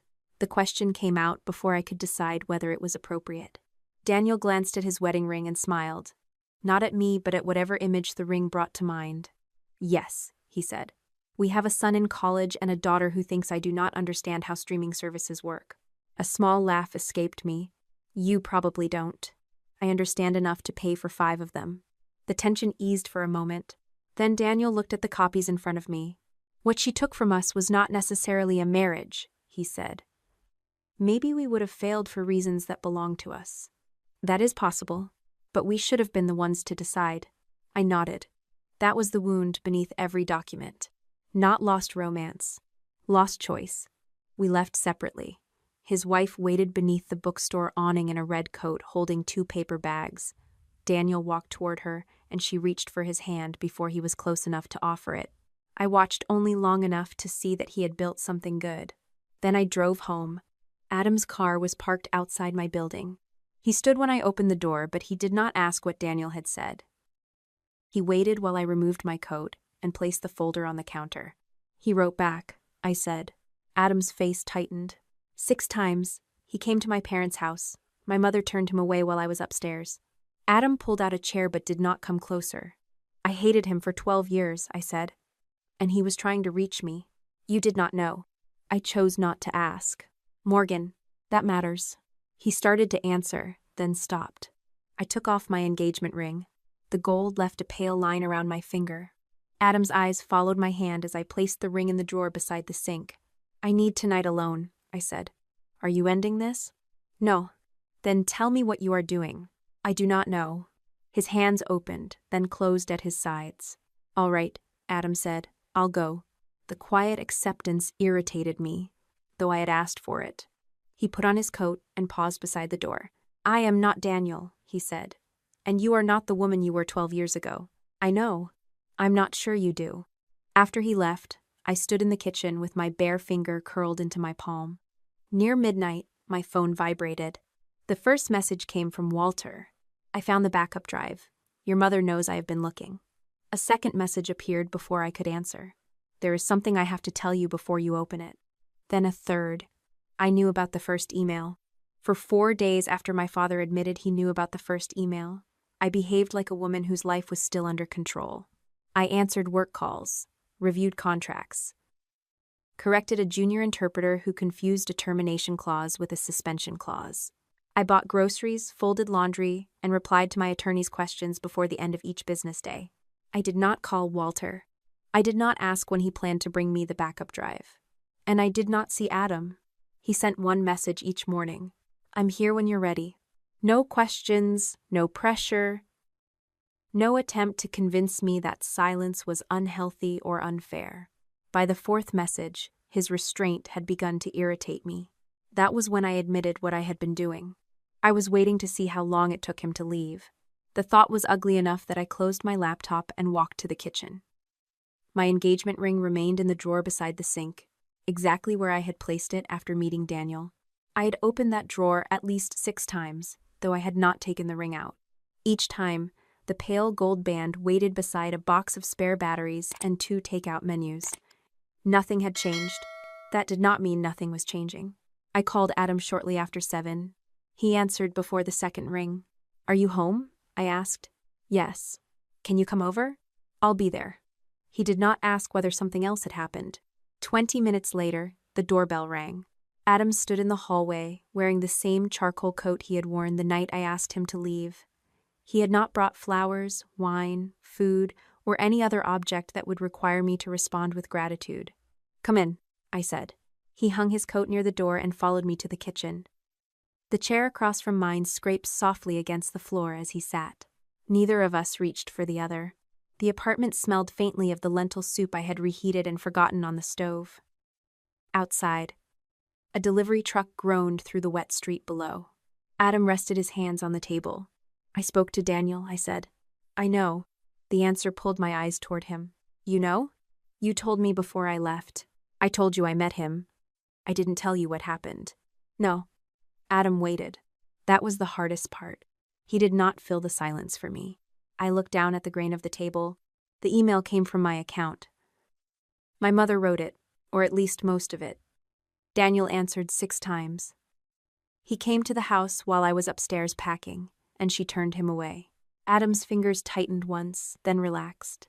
I spent 12 years thinking he discarded me, I continued. He spent 12 years thinking I used him and left. I'm sorry. The words were quiet. No dramatic promise followed them. I gave a dry laugh. I don't know what to do with that sentence anymore. Then don't do anything with it. I looked up. Adam's expression did not ask for forgiveness on anyone's behalf. That's all? I asked. What else would help? You could tell me it made me stronger. It didn't. The answer came so quickly that I sat back. You were already strong, he said. What they did cost you something. Calling the damage useful would only make it easier for them to excuse it. My throat tightened, and I reached for the water glass near my elbow, even though it was empty. For years, every wound in my family had arrived with the same compliment. Morgan could handle it. Morgan would recover. Morgan was stronger than Chelsea. Strength had become the receipt they handed me after taking something. I was unfair to you, I said. Adam's gaze stayed on mine. How? When Chelsea messaged you, you showed me. You saved everything. You followed the plan I asked for. Then I found out what my family had done before, and I looked at you as if you were another person waiting for the right moment to lie. You were hurt. That explains it. It doesn't excuse it. Something shifted in his face, not relief exactly, but recognition. I kept waiting for you to argue with me, I said. About what? About asking you to leave. About taking off the ring. About shutting you out. Would arguing have changed your mind? No. Then it would have been about making me feel better. The honesty of it cut through every answer I had prepared. I folded my hands in my lap. Part of me wanted you to fight. If you had pushed hard enough, I could have accused you of controlling me and walked away feeling righteous. Adam looked toward the drawer beside the sink, then back at me. And if I gave you space? He asked. I could tell myself you didn't care enough to stay. His jaw moved. That is a difficult test to pass. I know. The admission left no place to hide. Adam leaned back slightly. Then I need to apologize too. For what? I called my father twice after you told me not to involve anyone else. I know about the attorney. There was more. A pulse started behind my right eye. What did you do? I asked him for the name of a digital security consultant. I also asked whether someone at his company could review the photographs from dinner. I held his gaze. Without telling me, yes. Why? Because watching you go through this made me feel useless. The word surprised me. Adam continued before I could answer. I told myself I was protecting you, but I was also trying to control the problem. If I could find the expert, call the lawyer, and build the plan, I would not have to sit beside you while you were in pain. That is exactly what my mother does. His shoulders stiffened. I know, he said. The lack of defense took some of the heat out of me. She decides what people can handle, I said. Then she calls the decision love. I don't want to do that to you. You already started. Yes. The word landed without qualification. Adam lowered his eyes for a moment. I canceled the request before anyone reviewed anything. Your name was never provided. But that doesn't make the choice acceptable. No, it doesn't. I should have asked. Yes. I'm sorry. The apology was not graceful. It did not need to be. I pushed the empty water glass away. What happens the next time you think you know what is best for me? I asked. You tell me I'm doing it again. And if you disagree? I say so, but I do not make the decision for you. And if I shut you out? You tell me whether you need space or whether you are testing me. A small, uncomfortable laugh escaped me. You make that sound simple. It won't be simple. What if I accuse you of something you didn't do? I will tell you the truth. I won't punish you for being afraid, but I also won't pretend the accusation doesn't hurt. The kitchen seemed quieter after that. No one in my family spoke that way. Apologies came with explanations, and explanations became reasons the injured person owed understanding. Adam gave me neither excuse nor demand. I don't know how to do this, I said. Do what? Be with someone when I'm not fixing something for him. His eyes narrowed slightly, not in anger, but concentration. My family needed money, rides, forms, insurance calls, tax returns, explanations. Even when I hated it, I knew who I was. I was the person who solved the problem. And who are you when there is no problem? That is what scares me. Adam's hands remained on his side of the table. I'm not asking you to rescue me. I know. I'm not asking you to be useful every day. The muscles along my neck tightened. Then what are you asking for? The truth before it becomes a finished decision. He spoke slowly, as if he had considered every word. I want you to tell me when you are afraid, even if it makes you look less composed than you want to look. I want the woman who knows what to do, and the woman who sometimes doesn't. I turned toward the window. Below us, headlights slid across the wet pavement, disappeared, then returned in the glass as broken reflections. My mother taught me that the moment someone knows what you need, they own part of you. Adam was silent long enough that I looked back. Then don't trust me all at once, he said. Trust me with one thing. Watch what I do with it. Then decide whether I have earned another. What if it takes years? Then it takes years. What if I never become easy? A brief smile touched his mouth. I didn't fall in love with easy. That sounds rehearsed. I practiced it in the car. The laugh came before I could stop it, and for the first time in 4 days, my shoulders loosened. Adam did not reach across the table. He let the moment belong to me. I I stood, opened the drawer beside the sink, and took out the ring. The gold had warmed to room temperature. I placed it in my palm, but did not slide it onto my finger. "I'm not ready to wear it tonight," I said. "All right. But I don't want to give it back." His breath left slowly. "All right," Adam repeated. "I don't want us to pretend this changed nothing. It changed something. It changed how I see my family. It changed what I think I know about myself. It changed me too." "How?" Adam rubbed one hand along his jaw. "I used to think being a good partner meant standing between you and anything that could hurt you. Now I think it means standing beside you while you decide what to do about it." I closed my fingers around the ring. "We should postpone the wedding," I said. He did not flinch, though the tendons in his hands tightened. "How long?" "March is too soon. I want the financial review finished. I want us to meet with a premarital counselor, and I want written rules about money, family access, and what we tell each other before we act." "July?" The date surprised me. "You already thought about this." "I thought about possibilities. I did not book anything." "That is progress." "It has been a very educational week." I nodded. "July." Adam exhaled. Then July. The next words caught behind my teeth. Pride had kept them there through 2 relationships, 10 years overseas, and every family crisis I had solved alone. I forced them out before I could replace them with something safer. "I need you." Adam's face did not brighten as if he had won. He did not say he knew. "I need you too," he replied, "but neither of us has to disappear for the other one to stay." I looked at the ring in my palm. For the first time since dinner at Farid's house, the future did not look like a door closing. It looked unfinished. That was different. When Adam stood to leave, I walked him to the door. "Call me tomorrow," I said. "What if you don't answer?" "Call twice." "Why twice?" "The first call tells me you are there. The second tells me you did not leave because I was difficult." Adam considered that. 2 calls, he said. "Not 6. Definitely not 6. He kissed my forehead and stepped into the hallway. I closed the door, then leaned against it with the ring still pressed into my hand. The bell rang again less than a minute later. I opened the door expecting Adam. Walter stood there instead. My father wore no coat despite the cold. His hair was damp, and he held a black external drive inside a plastic grocery bag as if rain could damage something that had survived more than a decade in our house.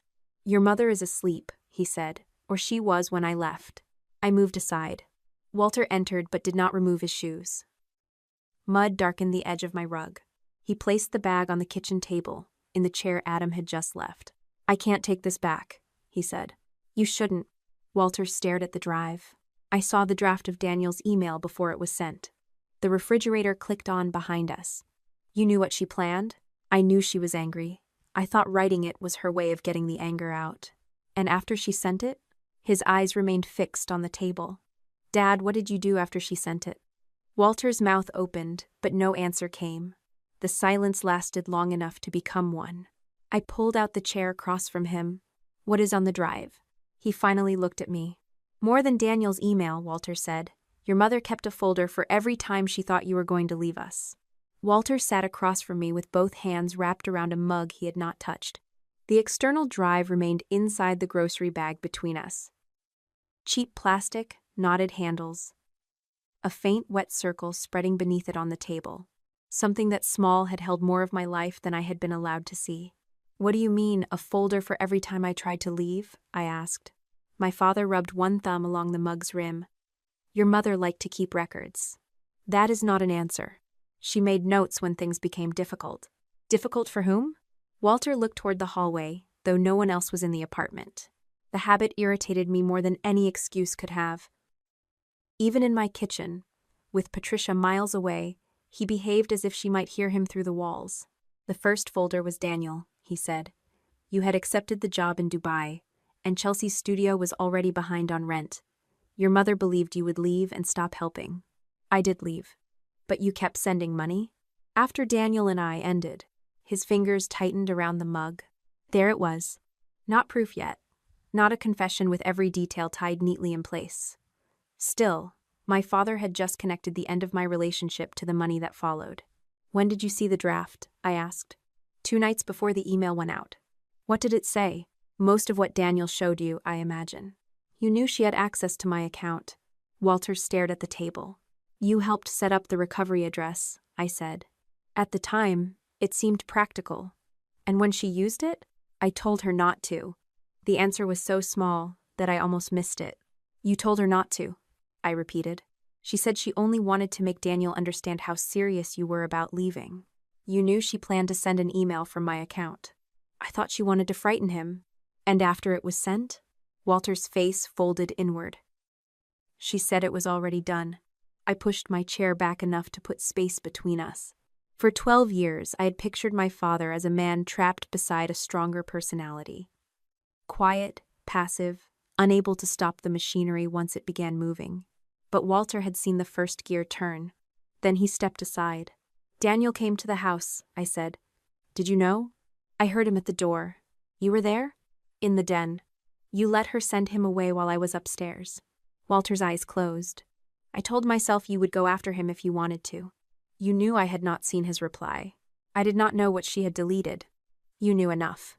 The apartment held the sound of the heater starting beneath the floor. A pipe knocked once inside the wall. My father reached toward the grocery bag, then stopped before touching it. I should have told you, he said. That sentence belongs 12 years ago. I know. No, Dad, you know it now because the cost finally reached you. His mouth tightened, and for a moment I expected him to defend himself. Instead, he lowered his head. Your mother said if I exposed what she had done, Chelsea would lose the studio, you would cut us off, and our marriage would end. So you chose the version where only I lost something. Walter said nothing. I let the silence stand. For most of my life, I had rescued him from moments like that. I softened questions, changed subjects, accepted half an apology, because watching him struggle made me uncomfortable. That night, I made him remain in the answer. After several minutes, he pushed the grocery bag toward me. The drive includes backups from the old Mac, he said. Maybe more than one version. I do not know what is still there. I am not opening it myself. His gaze lifted. Why not? Because if this becomes a civil case, I want someone independent to preserve it properly. That seemed to surprise him. Perhaps he had expected anger, shouting, or the kind of confrontation Patricia could later describe as instability. Instead, I took photographs of the drive where it sat, including the serial number on the underside. Walter wrote a short statement explaining that it had been used for time machine backups of the family Mac and that he had removed it from the house that evening. He signed and dated the statement. Then I placed the drive inside a clean document box. Walter watched every step. You have done this before, he said. No. You seem very calm. I am not calm. I am being careful. Before he left, he stood beside the door and waited as if I might offer him something. Forgiveness, perhaps. A promise that bringing the drive had balanced the years of silence. I gave him neither. You should stay somewhere else tonight, I said. If Mother realizes the drive is gone, she may accuse you of stealing it. It belongs to both of us. That will not stop her. Walter nodded. I booked a motel. The fact that he had planned that far ahead told me he understood more about Patricia's reaction than he wanted to admit. My father left without asking whether he could call the next day. The following morning, I carried the drive to a digital evidence consultant recommended by my attorney. Her name was Rachel Kim, and she worked from an office above a tax firm in Troy. Rachel did not plug the drive into an ordinary laptop. She photographed the packaging, recorded the serial number, and created a forensic copy so the original would remain unchanged. I need to be precise about what this can and cannot show, she said. I would prefer that. The drive appears to contain time machine backups from a family Mac. Your father says your mother used the Messages application on that computer? She kept her Apple account signed in because she liked typing on the full keyboard. That matters. Messages synchronized to the Mac may exist inside older backups, even if someone later deleted them from the phone. But we will only recover what had synced before each backup was made. So it may be incomplete. Almost certainly.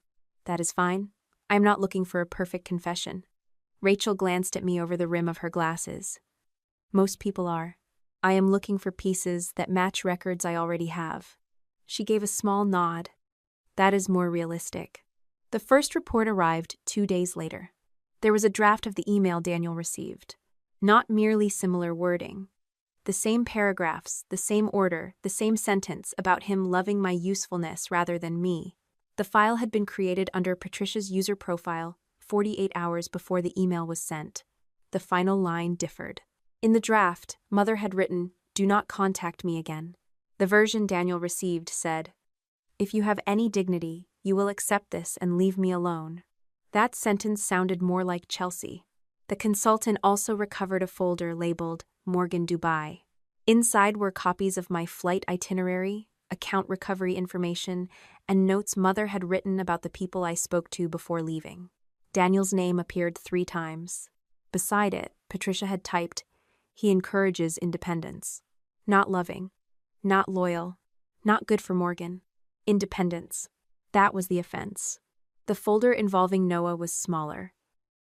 It contained the original photograph of the Detroit skyline, the image of Chelsea in the black dress, and both complete message threads exported from the Mac. The cropped version Mother sent me had been saved under a file name called Final Proof.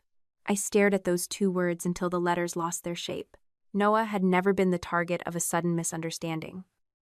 Someone had selected the images, removed the timestamps, and saved the finished lie as a product ready to deliver. Another document contained short phrases without explanation. "He wants her away from us. She thinks moving is freedom. She will return when it ends." Each line was dated near a conversation I remembered having with Mother about moving, money, or marriage. My past had been reduced to a list of problems requiring correction. The consultant called me that afternoon. "There is another folder you should see," Rachel said. "It is labeled Chelsea's Situation." I met her the next morning. The folder held spreadsheets, scanned bills, rent notices, and notes about Chelsea's failed businesses. Some crises had been real. Her fitness studio had lost clients. She had fallen behind on rent. A lender had threatened to repossess equipment. Others had been inflated. A $6,000 emergency became $14,000 in Mother's request to me. A car repair bill was altered to include work that never appeared on the original. One late payment notice had been reused 3 times with different dates. Beside each problem, Patricia had listed possible sources of money: savings, Walter's pension, credit card, Morgan. My name appeared most often. Then I saw the dates. The first large request arrived 2 days after I told Mother I was moving to Dubai. Another followed the week Noah suggested I stop paying Chelsea's rent. The most recent entries began after I told my family the support would end. One note read, "If engagement proceeds, Chelsea must prepare to cover more herself." Underneath, Patricia had added, "She cannot." The sentence was not sympathy, it was a conclusion. Chelsea could not take responsibility, so Morgan could not be allowed to leave. Rachel opened a database recovered from the Messages application. "These are messages that synchronize to the family Mac," she said. "Some threads have gaps. I have preserved the timestamps and account identifiers." The conversation between Patricia and Chelsea began months before the engagement dinner. At first, the messages concerned money. Chelsea complained that her landlord wanted proof of income. Mother promised to ask me for a home repair reimbursement. When Chelsea asked whether Walter knew, Patricia answered, "He does not need every detail." A week later, Chelsea wrote, "Morgan is checking invoices now." Mother replied, "Then make them consistent." The room seemed colder, though the vent above the desk still blew warm air across my hands. Rachel scrolled farther. The messages shifted from Bills to Adam. Chelsea asked whether his parents were rich. Mother told her Farid owned a successful engineering company, but warned her not to sound jealous. Then came the line that connected everything. "If the wedding falls apart, she will calm down and continue helping." Mother replied, "Do not make it ugly. Speak to Farid privately. He will understand concern about money." Chelsea answered, "Private will not work. Morgan will explain it away." Another message followed. "I want her to hear me say it in front of them." Patricia wrote, "That is too much." Chelsea's reply came less than a minute later. "She always wins because everyone lets her control the room." Not this time. I leaned back from the screen. Until then, part of me had wondered whether Chelsea had been carrying out every detail under Mother's direction. It would have been convenient to believe that. Patricia, as architect, Chelsea as a weak adult trained to obey. The messages removed that comfort. Mother had designed the method. Chelsea had chosen the cruelty. She searched online for Lebanese Arabic phrases, contacted a tutor under the excuse of preparing a wedding toast, and asked which insults would sound natural to an older Lebanese man. The tutor had corrected her pronunciation. Chelsea had practiced. The insult at dinner was not panic, it was rehearsal. Rachel opened one final message. Patricia wrote, "Use the money concern first. If Fareed reacts, stop there." Chelsea answered, "I have the screenshots. She will not be able to stop me." That was the phrase I had heard behind the voice message. Use the money line first. The audio had not told me enough by itself. The synchronized messages completed the meaning. I asked Rachel to preserve the entire thread and prepare a report identifying where each file came from. Then I called the forensic accountant. The financial records on the backup matched the Lakeview invoices I had already found. Several reimbursements went into an account Chelsea controlled. Others passed through Patricia before reaching the same destination. The preliminary total remained above $70,000, though the accountant cautioned that known gifts and legitimate expenses had to be separated before any demand could be made. "I only want the amount tied to false information," I said. "That is the correct approach," he replied. "If you knew a payment was for Chelsea, it is not part of this review." "I understand." By Friday afternoon, my attorney had the Daniel draft, the complete Noah thread, the synchronized messages, the business records, and the first accounting summary. Adam sat beside me during the video call, but he did not speak until I asked for his view. The attorney kept her tone even. "We have enough to send a preservation notice," she said. "That will instruct Patricia and Chelsea not to delete relevant electronic or financial records. We can also notify them that you are reviewing possible civil claims related to misrepresentation and improper use of your identifying information." "Does the relationship sabotage belong in the claim?" I asked. "Not by itself in the way you may want it to. The old emails and messages establish motive, intent, and a repeated pattern. The strongest financial issue is that money was transferred because of false invoices. And the fake conversation about Adam? It supports your demand that they stop making false statements and preserve the accounts used to create it. But I would not promise that every personal wrong becomes a separate legal claim." That answer was less dramatic than revenge stories usually allowed. It was also honest. "What happens after the notice?" Adam asked. "They may cooperate, they may deny everything, they may hire counsel.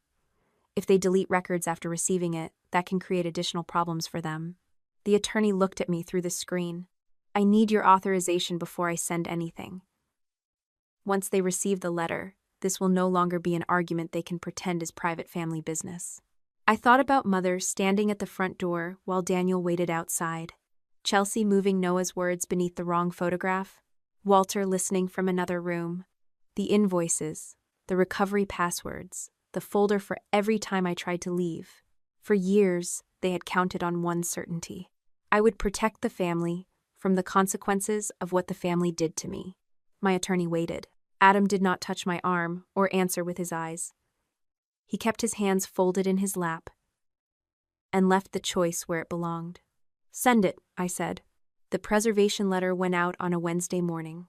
My attorney sent one copy to Patricia, one to Chelsea, and another to the registered address for Lakeview Home Services. The letter instructed them to retain phones, computers, cloud records, invoices, bank statements, and every account used to create or distribute the false conversation attributed to me.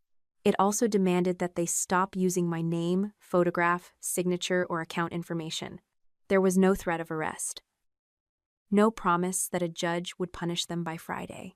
Only dates, records, and a warning that destroying relevant material after receiving formal notice could make their position worse. Mother called 11 minutes after the delivery confirmation arrived. I let it ring. She called again, then left a voicemail. "Morgan, this is extortion. You are using Adam's family and their money to frighten your own mother. Call me before you do something you cannot take back." I saved the voicemail and forwarded it to my attorney. Then I sent one email. "Please direct all communication regarding the financial review to counsel. Personal communication must remain in writing." Patricia responded within 3 minutes. "You sound like a stranger." I did not answer. By lunch, Aunt Diane had called twice.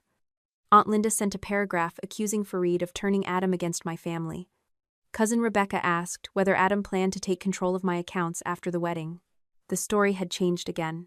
At dinner, I had supposedly ordered Chelsea to test Adam. Now his wealthy family had discovered my money and hired lawyers to separate me from my parents. Mother understood that facts could be complicated, but fear traveled cleanly. I opened a blank document and wrote a short correction. Chelsea contacted Adam privately before the engagement dinner. She later displayed an image she would not verify through an original account. Independent records now show that false invoices were used to obtain money from me. I am reviewing those records through counsel. I will not discuss private documents through relatives, but I will correct false claims sent about me. I sent it only to people who had contacted me or received Mother's accusations directly. I did not attach Daniel's email. I did not send Noah's messages. I did not circulate the recovered conversations between Patricia and Chelsea. Those records were evidence, not entertainment. Aunt Diane replied first. Your mother says every dollar stayed in the family. I wrote back, that does not make deception consent. She did not respond again. Aunt Linda told me blood was thicker than water. I deleted the message without answering. The forensic accountant called 2 days later. His name was Stephen Cole, and he spoke with the careful patience of a man who had learned that relatives became unreliable mathematicians when shame entered the room. I have separated 3 categories, Stephen said. Legitimate household expenses, payments you knowingly made for Chelsea, and transfers supported by invoices containing false or misleading information. How much is in the last category? $73,840. The number did not shock me as much as the method. How certain are you? Certain enough to document each transaction. Some may still be disputed, but I have excluded any payment where your records show you knew Chelsea was the beneficiary. So the total is not every dollar I ever gave them. No, that would weaken your position. Stephen walked me through the largest items. A roof deposit had gone into a Lakeview account, then moved to Chelsea's personal checking account the same day. A basement waterproofing invoice had paid her landlord. A furnace replacement reimbursed Mother for money she later transferred toward Chelsea's car loan. The legitimate furnace company had billed me separately. 2 repairs were real, but the invoices had been increased before Mother sent them to me.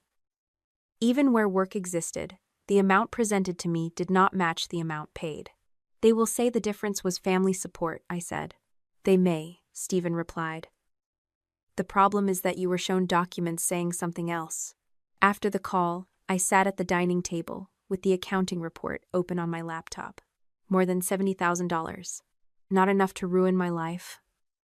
Enough to explain why Patricia had treated my engagement like an approaching foreclosure. Adam came over that evening with dinner from a Lebanese restaurant near his office. He set the containers on the counter, then waited while I finished reading the last page. What did the accountant find? He asked. I told him the total. His hand tightened around the paper bag. What happens now? The attorney prepares a repayment demand. Do you want to go forward? Yes. Adam nodded, but he did not reach for his phone or suggest the next person to call. The restraint was deliberate. I could see the effort in it. I spoke to Fareed, I said. His eyebrows rose. You did? I thanked him for the attorney's referral. I also told him not to contact anyone in my family. Nah. What did he say? That he understood. Adam opened the first container. He probably hated that. He did. A brief smile crossed his face. We ate at the kitchen table, talking about everything except the investigation for nearly half an hour. His bridge project had lost another week to a permit dispute. Amal had volunteered Fareed to help move furniture at the community center, and Fareed had spent 2 days claiming his back would never recover. The ordinary conversation gave the apartment room to breathe. Then my phone chimed. The email came from Chelsea. The subject line read, I will tell you everything. I read it once without speaking. What is it? Adam asked. Chelsea wants a deal. Her message ran for 6 paragraphs. She said Patricia had pressured her for years. Mother had given her information about Daniel, Noah, and Adam. Then insisted she help keep me from abandoning the family. Chelsea claimed she had been afraid to refuse because Patricia controlled her access to money and housing. She offered to provide a statement against Mother if I removed her name from the repayment demand. At the bottom she wrote, "You know I have never been as strong as you." The sentence had purchased her forgiveness since childhood.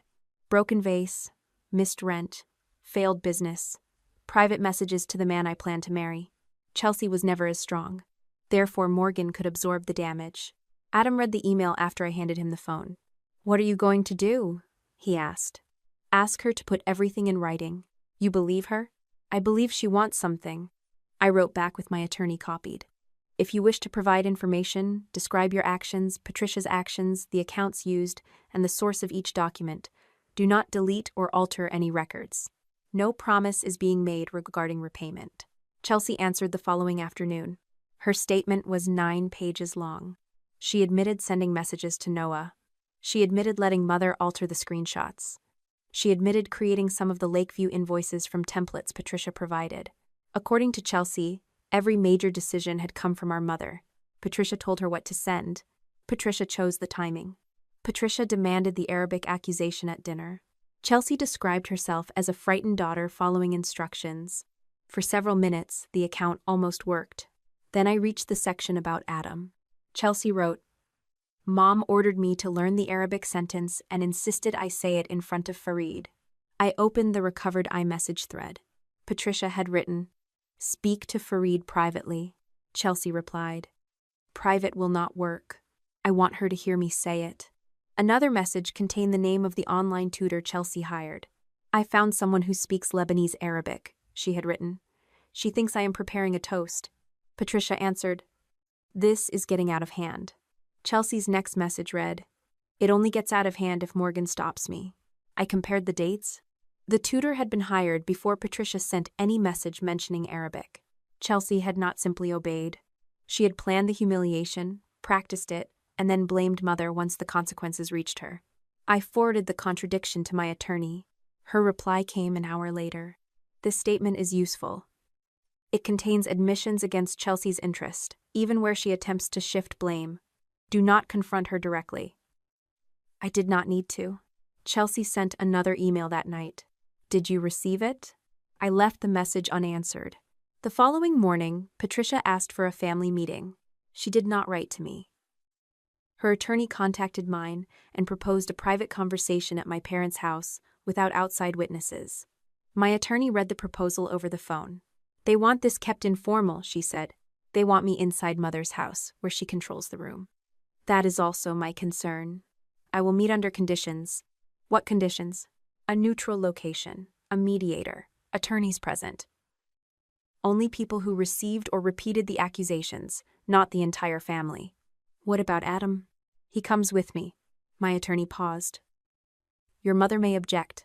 She can object in writing." Patricia did. Her response claimed that bringing Adam would prove he had taken control of the dispute. She also refused the forensic accountant's attendance, calling him a hired stranger who did not understand family arrangements. I agreed to keep Stephen out of the room if his written report could be presented. Patricia accepted the mediator only after her attorney explained that refusing every neutral condition would not help her. The meeting was scheduled for December 5th. Daniel agreed to provide a written statement and original electronic copies through my attorney. Noah authorized the use of his complete message records but declined to attend. "I have a wife and daughters," he wrote. "I will tell the truth, but I will not make your family part of mine again." I respected that. Walter sent one line, "I will be there." He did not ask what I expected him to say. 3 days before the meeting, Aunt Diane called from a new number after I stopped answering hers. "Your mother says you are planning to humiliate her in front of everyone," she said. "Everyone is 8 people. She is 66 years old. She was 54 when Daniel came to the house." Diane went quiet. "Did you know about that?" I asked. "No." "Then come to the meeting and listen. What does Patricia want from you?" "The same thing she has always wanted, for me to carry the cost quietly." Aunt Diane exhaled. "If this tears the family apart, no one will be able to put it back." I looked at the stack of evidence on my desk. "It was already torn," I said. "I was only the one holding the pieces together." The evening before the meeting, Adam called while I was reviewing the order in which the documents would be presented. "I'm outside," he said. When I opened the door, he held up 2 cups of coffee. "You said twice," he reminded me. "This is the first." I let him in.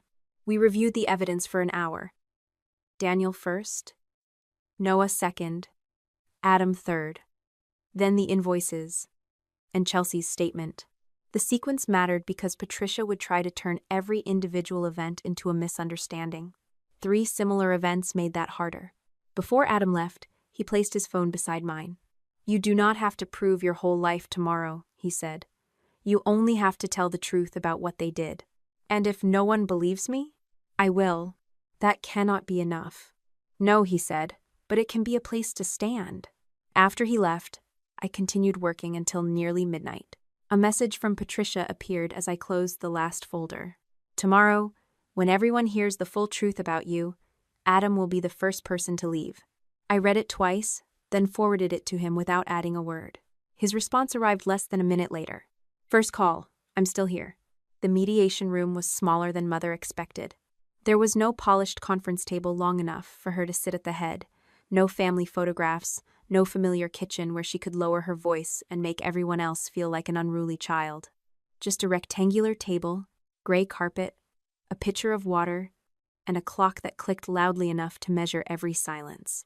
Adam sat beside me. My attorney, Laura Bennett, took the chair on my other side. Across from us were Patricia, Chelsea, Walter, and their attorney. Aunt Diane and Cousin Rebecca sat near the end of the table because both had received and repeated Mother's claims about me. The mediator, a woman named Ellen Price, explained that the meeting was voluntary and confidential, unless the parties later agreed otherwise. Mother folded her hands in her lap. "This could have been handled at home," she said. Ellen looked at her notes. "Your daughter did not feel that home was a neutral setting." Patricia gave me a tired smile, the kind she used when she wanted others to see how difficult I was being. "Morgan has always preferred an audience," she said. I opened the first folder. "I asked for 6 people who were directly involved," I said. "You invited more people than that into this when you called the family." Aunt Diane shifted in her chair. Mother's smile held for another second, then disappeared. "Laura had offered to present the records for me. I declined. For 12 years, Patricia had spoken for me, explained me, corrected my memory, and told others what I meant before I could open my mouth. I wanted my attorney present, but I would tell this part myself. I placed Daniel's email on the table. "This was sent from my account 2 weeks before I moved to Dubai," I said.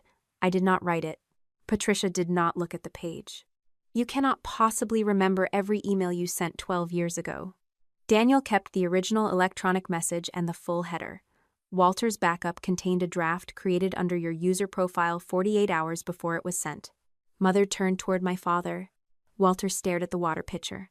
Laura handed copies to the other attorney. The draft and final email sat side by side, identical except for the last sentence. Patricia's attorney read both pages before speaking quietly to her. Mother shook her head. "We shared that computer," she said. "Anyone could have typed it." "The draft was saved in your personal user folder," I replied. "It also contained a phrase you had used with Daniel in person." Patricia looked at Aunt Diane instead of me. "Daniel was trying to stop her from going overseas," she said. "Morgan was 26 and making decisions she did not understand. He encouraged me to go." "That is what he told you." "He confirmed it in writing before the fake email was sent." Mother lifted one shoulder. "Men rewrite history too." I slid Daniel's response across the table. "He wrote back twice. He called 6 times. He came to the house while I was upstairs packing." Walter's fingers tightened against his knee. I looked at him. "Tell them what happened." Mother turned sharply. "Walter, you do not have to participate in this performance." My father swallowed. "I heard Daniel at the door," he said. The clock continued clicking. Walter kept his gaze on the table. Patricia told him Morgan had already left and did not want to see him. I knew Morgan was still upstairs. Rebecca's chair creaked as she leaned back. Mother's voice dropped. "You were in the den. You did not hear the entire conversation." "I heard enough." "You always say that after the fact," Patricia said. "At the time, you agreed Daniel was bad for her." Walter finally looked at his wife. "I agreed that I did not want to fight with you." The words landed quietly. Patricia sat straighter. "So now your cowardice becomes my crime?" "No," I said. "His cowardice belongs to him. The email belongs to you." Ellen raised one hand before Mother could respond. "We will continue in order," the mediator said. The second folder contained Noah's complete messages. I showed the photograph of the Detroit skyline, his comment beneath it, and the cropped version Mother had sent me. Once the timestamps were visible, the alteration required no explanation. Chelsea tapped one fingernail against the table. "I did not make that screenshot," she said. "You sent Noah the photograph of yourself," I replied. "That does not mean I altered anything." Noah exported the entire conversation. "Your messages came first. He rejected you." Chelsea's face tightened. I was doing what Morgan asked. I opened the statement she had sent my attorney. "In this document, you say Mother told you to contact him." Chelsea glanced at Patricia. "I was under pressure." "That is not the same as me asking you." "You made everything about Noah so dramatic," Chelsea said. "I was trying to show you what he was like." "He told you to stop. He could have deleted my picture. He did not need to erase your behavior to prove his own." Mother leaned toward her attorney. He whispered something, but she waved him off. "This was years ago," Patricia said. "Morgan went on with her life." I looked at her. Surviving the result does not give you permission to cause it. The room settled again. Then I opened Adam's file. His original message export showed Chelsea asking about his parents' home, their business, and whether he wanted to meet her alone. The voice recording followed. It was faint, but Patricia's instruction about using the money accusation could be heard beneath Chelsea's words. Mother dismissed it with a small laugh. "That could be anyone." I placed the recovered iMessages beside it. The synchronized records showed Patricia telling Chelsea to raise the money concern privately with Fareed. They also showed Chelsea refusing. "I want Morgan to hear me say it," Chelsea had written. Another message included the online tutor's name and the claim that Chelsea was preparing an engagement toast. Adam did not speak until Chelsea looked at him. "You encouraged me," she said. "No," Adam replied. "I answered one practical question before I knew what you were doing. After you asked to meet privately, I told Morgan. You kept responding. Because Morgan asked me not to block you until we understood your plan." Chelsea turned toward me. "So you did test him. I preserved what you chose to send. That is not the same thing." Her attorney placed a hand near her papers. "Chelsea, let her finish." My sister pulled her arms across her chest. I laid her written statement on top of the message records. "In this version, you claimed Patricia ordered the public accusation in Arabic. The messages show she told you not to do it." Mother's head snapped toward Chelsea. "You told her I planned that?" Chelsea's composure broke for the first time that morning. "You started all of it," she said. "I told you to speak privately. You wanted the engagement stopped. I wanted Morgan to slow down. You wanted her money to keep coming." Patricia's face hardened. "The money paid for your life. Because you kept telling me Morgan owed us. No one forced you to send those messages. You gave me everything I needed. And you went further because you could not stand watching your sister have something you did not." Chelsea pushed her chair back so quickly that one leg scraped against the floor. "You raised me to believe she would fix it," she said. "Every rent payment, every bill, every mistake. You said Morgan liked being needed." Mother's voice turned flat. "Sit down." Chelsea did not. "You told me she would calm down after the wedding fell apart. I said she would reconsider. You said Adam would leave if Fareed believed she wanted money." Patricia looked toward Ellen. "This is exactly why private family matters should remain private." Chelsea becomes emotional and says whatever will save her. Chelsea stared at her mother. For years, Mother had protected her with that same explanation. Chelsea was fragile. Chelsea was confused. Chelsea could not be expected to manage consequences the way I could. Now Patricia used it to discard her. Chelsea lowered herself into the chair, but the allegiance between them had already split. Laura placed the accounting report in front of their attorney. The room changed when money entered it. Old relationships could be called misunderstandings. Screenshots could be blamed on memory, stress, or concern. Bank transfers left less room. Stephen's report separated legitimate expenses, gifts I knowingly made to Chelsea, and payments obtained through false invoices. The disputed amount was $73,840. Mother read the first page without turning it. "Every dollar was used for this family," she said. Aunt Diane leaned forward. "Patricia, you told me Morgan had stopped helping years ago." Mother's eyes moved toward her sister. "I said she had become unreliable. You told us Chelsea was supporting you. She helped when she could." Rebecca picked up one of the Lakeview invoices. This says the basement was waterproofed. It needed work. The report says the money paid Chelsea's landlord. Patricia pressed her lips together. Chelsea spoke without looking at anyone. Mom said Morgan would not send money if she knew it was for me. Aunt Diane looked at me. You paid all this? I knowingly helped Chelsea too, I said. Those payments are not included in the demand. This amount covers money sent because I was shown false invoices or false emergencies. Mother turned another page. You are taking your own parents to court over money you can afford to lose. I am asking you to return money you obtained by lying. Listen to yourself. Return it to whom? You are family. Family does not turn deception into consent. Patricia looked around the table, searching for the face that would support her. Walter did not move. Diane stared at the invoice in her hands. Rebecca avoided Mother's eyes. For once, no one rushed to soften the room. The meeting lasted nearly 4 hours. Patricia admitted nothing. Chelsea admitted pieces, then withdrew them whenever her mother challenged her. Walter confirmed that Patricia controlled the family Mac, handled the invoices, and instructed him not to tell me that Chelsea received the money. When Ellen asked why he remained silent, my father took so long to answer that the clock completed nearly a full minute. I wanted peace, Walter said. What did peace mean in your home? Ellen asked. Walter looked at me. It meant Morgan absorbed the problem. I did not thank him for saying it. Truth delivered late could still matter. But it did not become courage simply because it finally appeared. Mother refused the proposed repayment terms that day.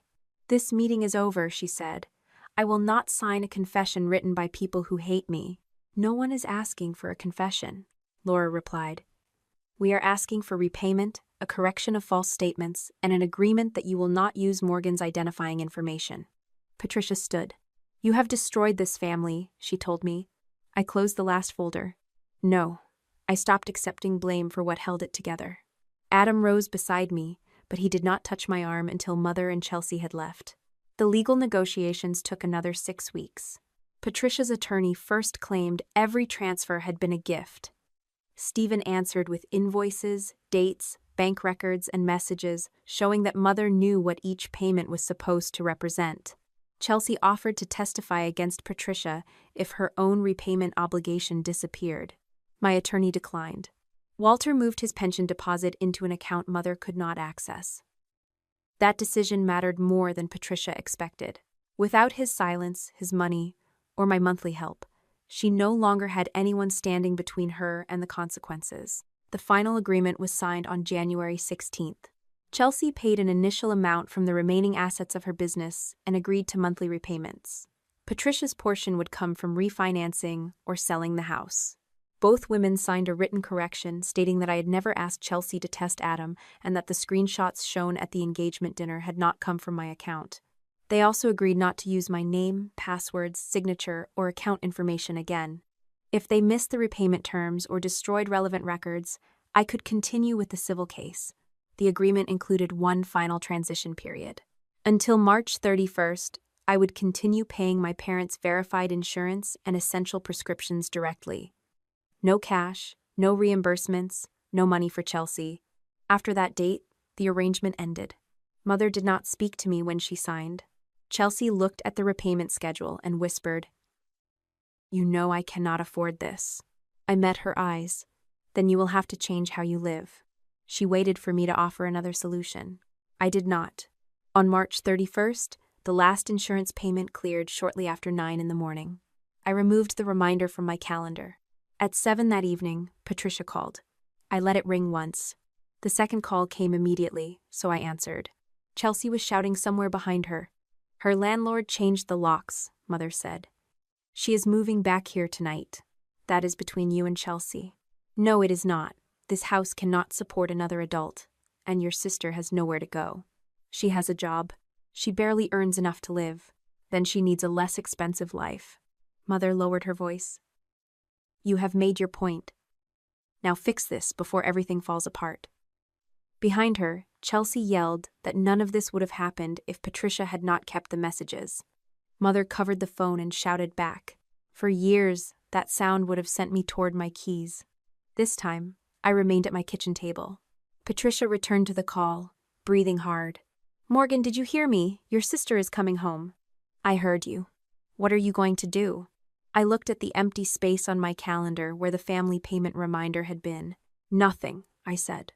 Chelsea moved back into my parents' house on the first Saturday in April. I knew because Walter sent me one photograph. 3 plastic storage bins sat on the front porch beside 2 suitcases and a desk chair with one broken wheel. Chelsea stood near the driveway arguing with Mother while a tow truck loaded her white SUV. Walter added only one sentence. "The lender came for the car this morning." I did not ask what happened next. For years, I had followed every family crisis from beginning to end. Who caused it?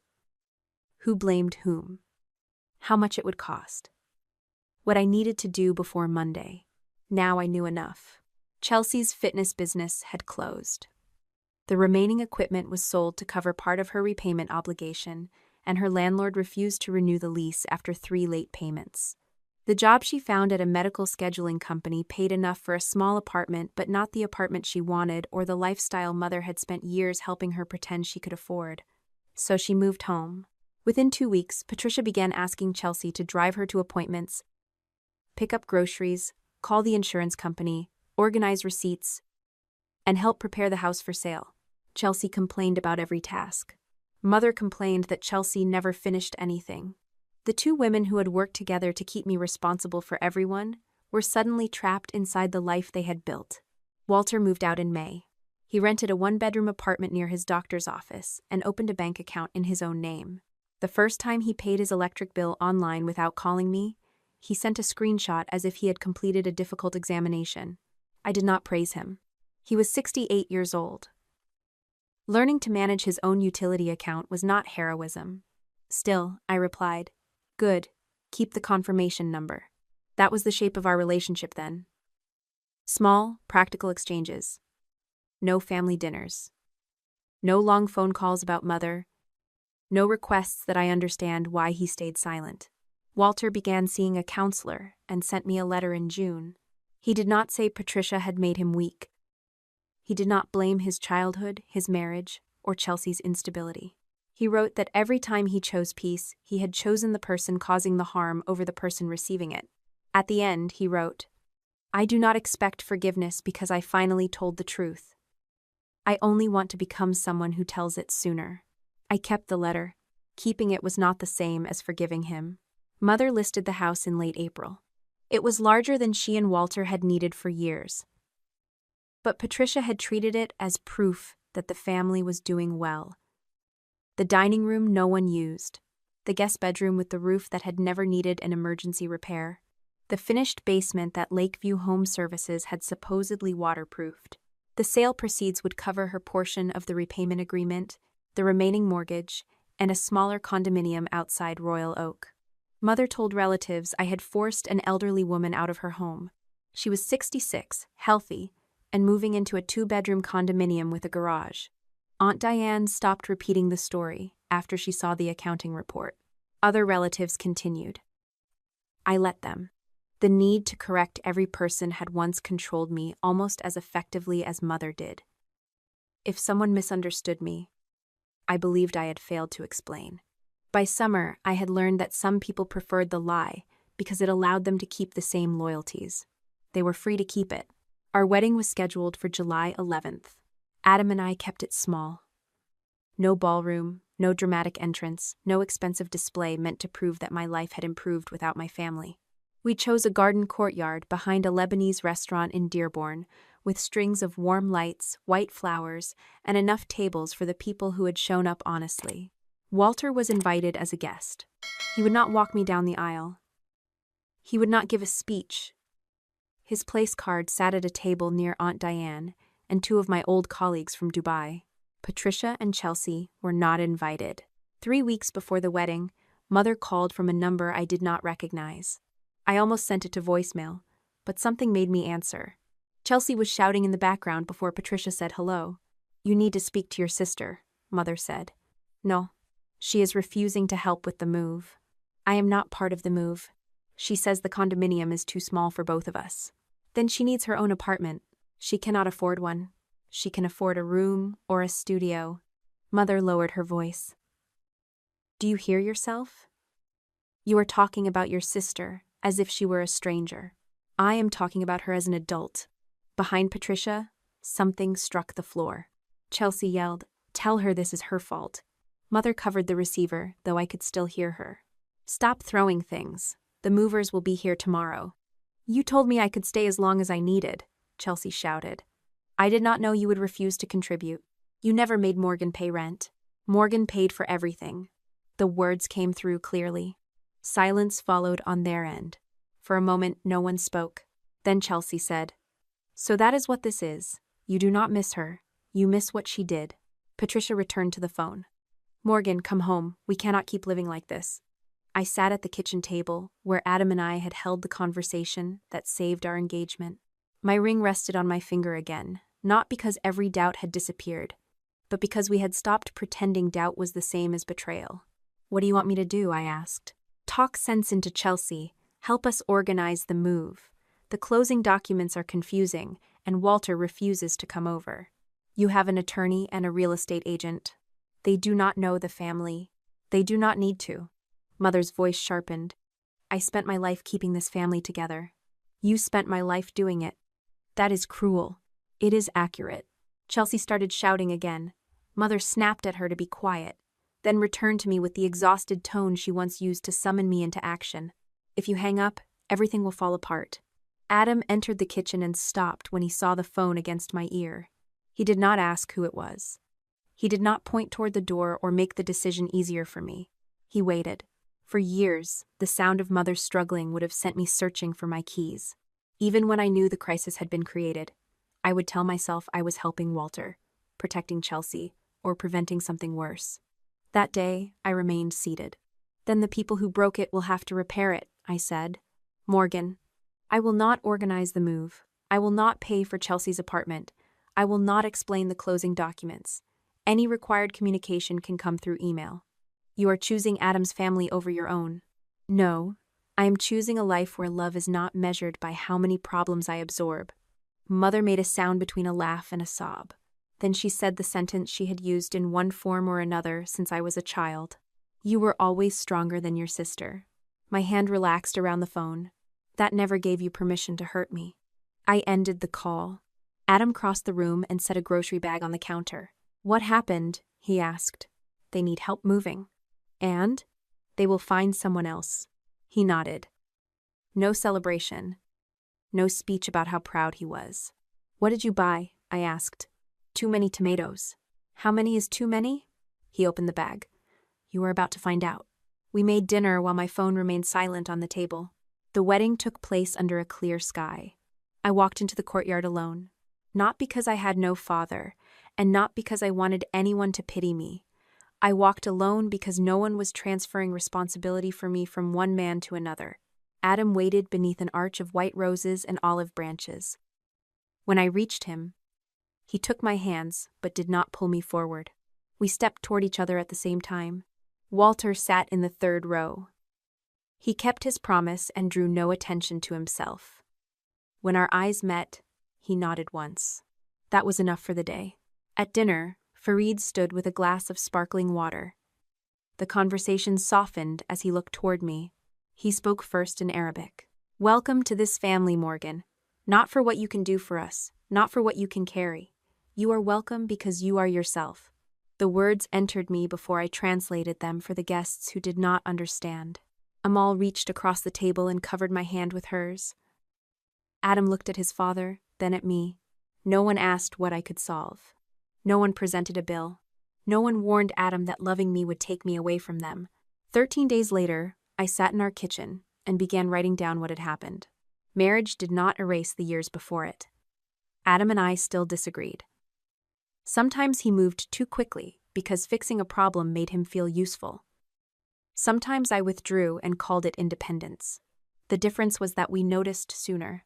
We said the uncomfortable sentence before it grew into a private story about the other person. When I needed space, Adam called twice. The first call meant he was there. The second meant he had not mistaken my fear for rejection. That evening, while I was finishing these pages, my phone rang once. Through the window, I saw Adam standing outside the building with a paper bag in one hand. He had forgotten his keys again, and the bottom of the bag was beginning to darken from the rain. For years, I believed love had to chase me until I surrendered. Adam taught me something quieter. Love could wait without abandoning me. It could tell the truth without controlling me. It could stand outside the door and trust that I would open it when I was ready. I did not wait for the second call. I went downstairs and let him in. You should never confuse being strong with being available for everyone to use. Helping your family is generous, but help needs limits, records, and honest consent. When someone lies to obtain your money, hides information, or damages your relationships to keep you useful, protecting yourself is not cruelty, it is responsibility. You should verify urgent requests, keep copies of messages, and speak directly to the people involved before pride turns silence into permanent loss. Strength also does not mean handling every crisis alone. A trustworthy partner will respect your choices, admit mistakes, and stand beside you without taking control. You can accept support without surrendering your independence. Most importantly, you do not have to keep repairing a system that survives only because you absorb its consequences. Set the boundary, follow through, and allow adults to solve the problems they created. Love should value who you are, not what you provide.